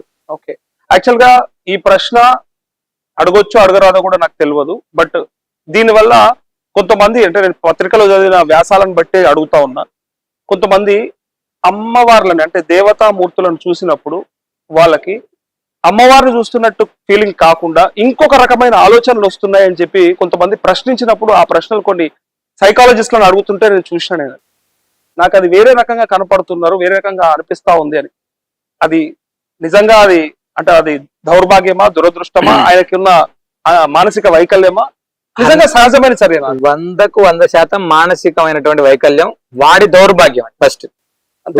మన ఇంట్లో తల్లి మనల్ని చిన్నపిల్లప్పుడు పాలు తీసుకొని తాగినటువంటి తల్లి దగ్గరికి వెళ్ళి నిన్ను వేరేలాగా చూస్తున్నా, వేరేలాగా అనిపిస్తున్నావు అని పెద్దయ్యాక అంటే వాడంత దౌర్భాగ్యుడు, దరిద్రుడు ఇంకెవరు ఉండరండి. భగవత్ స్వరూపం అనేటువంటి సాక్షాత్ పరమాత్మ తల్లి స్థానంలో అక్కడ ఉండి మనల్ని అనుగ్రహించడానికి ఉన్నప్పుడు, విగ్రహాన్ని చూసి మనం ఇలాంటివి మాట్లాడినప్పుడు, మనం ఇందాక మాట్లాడుకున్నట్టుగా వీళ్ళే కదండి సమాజానికి ద్రోహులు. అంటే ఏ ఆడపిల్లని చూసినా నీకు అలానే అనిపిస్తుందా, లేకపోతే ఇలానే అనిపిస్తుందా? మన ఇంట్లో తల్లి ఉంటారు, చెల్లి ఉంటారు, ఇలా అన్నీ ఉంటారు కదా, వాళ్ళని చూసినప్పుడు కూడా ఇలానే అనిపిస్తుంటది వాళ్ళకి. అంటే అంత దౌర్భాగ్యమైనటువంటి స్థితిలో మనం ఉన్నాం. అంటే వీళ్ళందరికీ కూడా స్వేచ్ఛ అనేటువంటిది, మాట్లాడడానికి స్వేచ్ఛ మన దగ్గర ఎక్కువ ఉందండి మన దేశంలో. దానివల్ల మాత్రం ఇలాంటివి. మామూలుగా బయట అరబ్ కంట్రీస్ లో ఆడపిల్లల జోలికి వెళ్తే తాట తీసేస్తారు. మన దగ్గర ఇంకా అంత తాట తీయలేకపోవడానికి మెయిన్ ఇవన్నీ మాట్లాడడానికి. ఇప్పుడు వాక్ స్వాతంత్రం ఉంది కదా అని నోటికి ఏది పడితే అది మాట్లాడేస్తున్నారు చాలా మంది. అది ఎంత దౌర్భాగ్యం అనేటువంటిది ముందు కాలంలో దాని యొక్క దుష్ప్రభావాలు అనేటువంటి చాలా మంది. అంతే, ఖచ్చితంగా. గురుగారు, ఫైనల్ గా అంటే ఇక్కడికి వచ్చే భక్తులకి మరి అంటే సౌకర్యాలు బాగున్నాయి, అన్ని ఫెసిలిటీస్ ఉన్నాయి, ఓకే వస్తారు, కానీ డబ్బే లేకుండా, అసలు 1 రూపాయి లేకుండా మీ దగ్గర రావాలనుకుంటే, దేవుని దర్శించుకోవాలనుకున్నా, లేకపోతే మీ దగ్గర ముడుపు కట్టాలనుకున్నా, ఒక ఆవును తీసుకెళ్లాలనుకున్నా సాధ్యమా? 100% సాధ్యం సార్. సాధారణ ఖర్చుతో కూడుకున్న విషయం అని ఇందాక మనం మాట్లాడుకున్నాం. అందుకే మళ్ళీ నేనేమంటానంటే సార్, సాధారణంగా ఇక్కడికి వచ్చినటువంటి భక్తులకి దూర ప్రాంతాల నుంచి వచ్చినటువంటి వాళ్ళు ఎవరైనా కానీ చాలా మంది మా దగ్గరకు వచ్చి కొద్ది రోజుల కాలం పాటు ఇక్కడ ఉండి పడుకునేటువంటి వాళ్ళు చాలా మంది, ఇక్కడ అన్నప్రసాదం తీసుకునేటువంటి వాళ్ళు చాలా మంది, రైతులు కావచ్చు, లేకపోతే సాధారణ స్థితిలో ఉండేటువంటి వాళ్ళు కావచ్చు, చాలా మంది కావచ్చు. అలాంటి వాళ్ళకన్నీ కూడా మేము ఏం సౌకర్యం అంటే, డబ్బులు ఉన్న వాళ్ళకి ఇక్కడ విలువ ఇవ్వడం అనేటువంటిది మా దగ్గర ఫస్ట్ నుంచి మీరు ప్రత్యక్షంగా చూస్తాను. అయితే ఇక్కడ ఎవరు వచ్చినా కూడా ఇప్పుడు రావడానికి ఛార్జెస్ అంటే వాళ్ళు పెట్టుకొని రావడం, చేయడం చేస్తున్నాం. అలా కూడా లేకోకుండా మా దగ్గరకు వచ్చేటువంటి వాళ్ళు చాలా మంది, మేము ఇచ్చి పంపించేటువంటి వాళ్ళు చాలా మంది ఉన్నారా? రైతులకు చాలా మంది. వాళ్ళు ఈ రోజు ఉదయం మా దగ్గరికి పర్ణశాల దగ్గర నుంచి ఒక ఆవుని ఒక దూడం తీసుకొని వచ్చాడు ఒక రైతు. స్వామి, మీరు చాలా మంది రైతులకు ఇస్తున్నారు కదా, ఇది ఒక ఆవు మా దగ్గర ఉంది, మీ ఎవరికి అవసరం ఉంటే వాళ్ళకి ఇవ్వండి అని వచ్చి ఇచ్చాడు. తప్పకుండా ఆ ఆవు ఇవ్వడం మామూలుగా అది ఉదయం 10:30కి ఇప్పుడు జరిగింది. నాకు 4 రోజుల ముందే ఒక ఆయన అడిగారు మమ్మల్ని, ఇక్కడ పక్కన వేరే పల్లెటూరులో, స్వామి మేము ఒక ఆవును పెంచుకోవాలనుకుని ఆ అవకాశం ఉంటే ఇవ్వండి అంటే, అక్కడ అడిగాడు, భగవంతుడు ఇక్కడ ఇచ్చాడు, ఆయనకు వెళ్తుంది కదా, అందులో ఇంకా డబ్బుతో పని ఏముంటదండి. ఫైనల్ గా మా ప్రేక్షకుల కోసం ఇక్కడికి రావాలంటే ఏమైనా నియమాలు కట్టుబాట్లు అట్లాంటివి ఏమన్నా ఉంటే చెప్పండి. లక్ష్మీ నృసింహ స్వామి వారిని కల్పవృక్ష నారసింహుని అనుగ్రహం కోసం భద్రాద్రి దివ్యక్షేత్రంలో ఉన్నటువంటి సాలగ్రామ క్షేత్రానికి రావడానికి ప్రత్యేకమైనటువంటి నియమాలు ఏమీ లేవు. ఇక్కడికి భగవద్భక్తి అనేటువంటి ప్రధానం.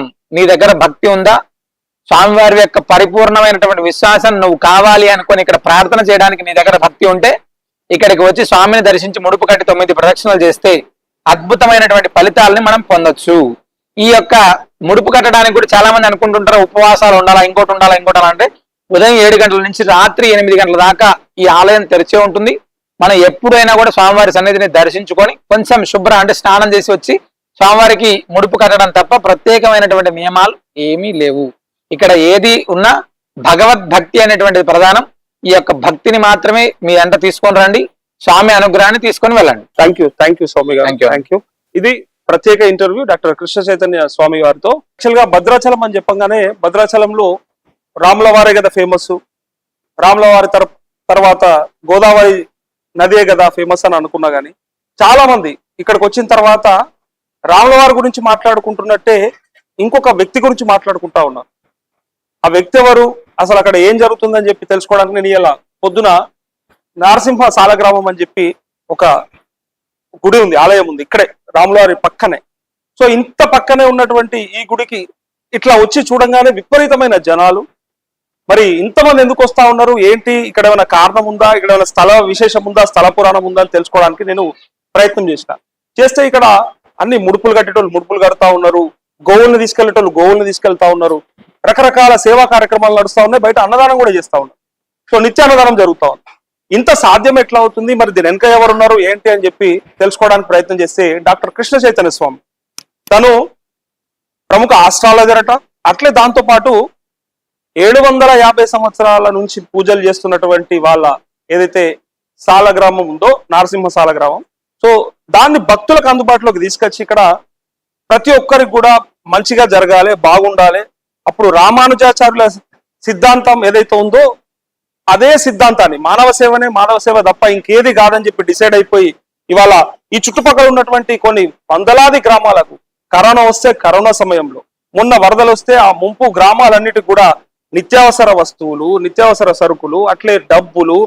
కొంతమందికి అయితే ఇవాళ నేను స్వయంగా వెళ్ళి చూసినా వాళ్ళు బెడ్ పై నుంచి కూడా లేచి పక్కకి రాలేని పరిస్థితి ఉంటుంది. అట్లాంటి వాళ్ళకు కూడా అసలు వాళ్ళకు వండుకోలేరు, తెచ్చుకోలేరు, పని చేసుకోలేరు, బతకలేరు. అలాంటి సందర్భంలో ఆ కుటుంబానికి కన్న కొడుకుగా లేదంటే ఒక తండ్రిగా భావిస్తా ఉన్నారు వాళ్ళు. వాళ్ళ విషయం చెప్పాలంటే అసలు వాళ్ళు చెప్తుంటే ఆ సందర్భం వాళ్ళ కళ్ళలోంచి వచ్చే నీళ్లు, లేదంటే వాళ్ళు ఇట్లా చేతులెత్తి మొక్కుతా ఉంటే అరే నిజమా ఇదంతా ఉత్తిదే కావచ్చు, లేకపోతే ఇదంతా తను ఫేమస్ కావడానికో, లేకపోతే తర్వాత భవిష్యత్తులో ఏదైనా రాజకీయాల వైపు లేకపోతే ఇంకేదైనా స్వార్థం ఉంటదేమో అన్నట్టుగా నేను వచ్చినా, కానీ అదంతా కూడా తప్పు. 100% ఆయన నిజంగా ఈ మనుషుల మీద ప్రేమతో, ఈ జంతువుల మీద ప్రేమతో, ఇక్కడ ఉన్నటువంటి ఈ మానవాళి మీద ఉన్నటువంటి ప్రేమతోనే చేస్తున్నాడు తప్ప ఎట్లాంటి స్వార్థం లేదని అనిపించింది. బ్రహ్మాండమైనటువంటి ఆలోచన.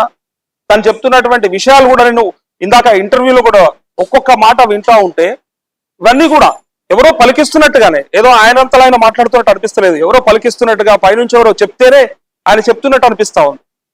అందుకే ఎవరున్నారు మీ వెనకాల, పెద్ద తలకాయ ఎవరో ఉన్నారు, ఎవరో చేపిస్తున్నారంటే పెద్ద తలకాయ ఎవరో కాదు, లక్ష్మీ నరసింహస్వామి నాతో చేయిస్తా ఉన్నాడు, ఆయన్నే పెద్ద తలకాయ, ఆయన చెప్పిన మాటలు కావచ్చు. దాంతోపాటు నేను ఇక్కడికి వచ్చిన తర్వాత ఇక్కడ చూస్తా ఉంటే నాకు కూడా ఏదో ఒక కొత్త అనుభూతి కలుగుతా ఉంది. ఏదో ఇక్కడ మహత్వం ఉన్నట్టు అనిపిస్తా ఉంది. ఏ మహత్వం ఏదో ఉంది తెలియదు. దాని చుట్టూ ఎంత ప్రశాంతత, లేదంటే ఇక్కడికి వస్తే మనం అనుకునేది నెరవేరుతేనే ఒక భావన, నమ్మకంతో ముడుపులు కట్టే విధానం, ఇదంతా చూస్తుంటే డెఫినెట్ గా 100% ఎవరైనా సరే ఇక్కడికి వచ్చి దర్శించుకోవాల్సినంత అవసరం ఉన్నది. తప్పకుండా 100% ఇక్కడికి వచ్చి దర్శించుకోవాలి, ఇక్కడ ఉన్నటువంటి ఈ మహత్తుని తెలుసుకోవాలి. ఖచ్చితంగా ఈ మహత్యం వల్ల మన జీవితాల్లో బాగోగులు జరగాలని కోరుకుంటా ఉన్నాడు. ఆయన కూడా ఏదో వ్యాపారం కోసమో ఇక్కడ ఏదో బిజినెస్ చేద్దాం, భవిష్యత్తులో ఇంకేదో అవుదామని కాదు. 100% 100% ప్రజల కోసం మాత్రమే ఆలోచిస్తా ఉన్నాడు. మానవ సేవ అనేది ఊరికే మనం పేపర్ల మీద, బోర్డుల మీద, లేకపోతే స్పీచ్లలో చెప్పేటోళ్ళని విన్నాం కదా. ఒక్కసారి ఇక్కడికి వచ్చి అది చేసే టైంని మీరు కల్లారా చూడొచ్చు. నేను చూసిన, నాకు ఆ నమ్మకం కలిగింది. భవిష్యత్తులో కూడా మళ్ళీ ఇట్లనే ఉంటా అని చెప్పండి. ఇవాళ కాదు, 10 ఏళ్ల తర్వాత 20 ఏళ్ల తర్వాత అయినా సరే నా ఆలోచన అంతా ఇదే ఉంటది, నా కార్యాచరణ కూడా ఇదే ఉంటది తప్ప వేరే ఏది ఉండదు అని చెప్పి ఎంత నిస్వార్థంగా మాట్లాడిండో, అంత బ్రహ్మాండమైనటువంటి తనని అంటే తన మాటల్ని మనం ఖచ్చితంగా కూడా వినాలి, విని ఆచరించాలి. ఒక్కసారైనా సరే ఇక్కడికి వచ్చి ఇక్కడ దర్శించుకోవాలని చెప్పేసి నాకు అనిపించింది, మీకు అనిపిస్తుంది. ఒకసారి వచ్చిన తర్వాత మళ్ళీ మళ్ళీ మీరే వస్తారని చెప్పి కూడా నమ్మకం కలుగుతా ఉంది నాకు. సో ఇక్కడ ఈ ప్రశాంతమైన వాతావరణంలో నా వెనక కనిపిస్తున్నటువంటి గోవులు కావచ్చు, అట్లే భగవంతుడు కావచ్చు, ఇక్కడ పూజారులు కావచ్చు, వీళ్ళందరూ కూడా ఎంత ఆహ్లాదకరమైన వాతావరణాన్ని క్రియేట్ చేశారంటే ఇక్కడ బ్రహ్మాండం.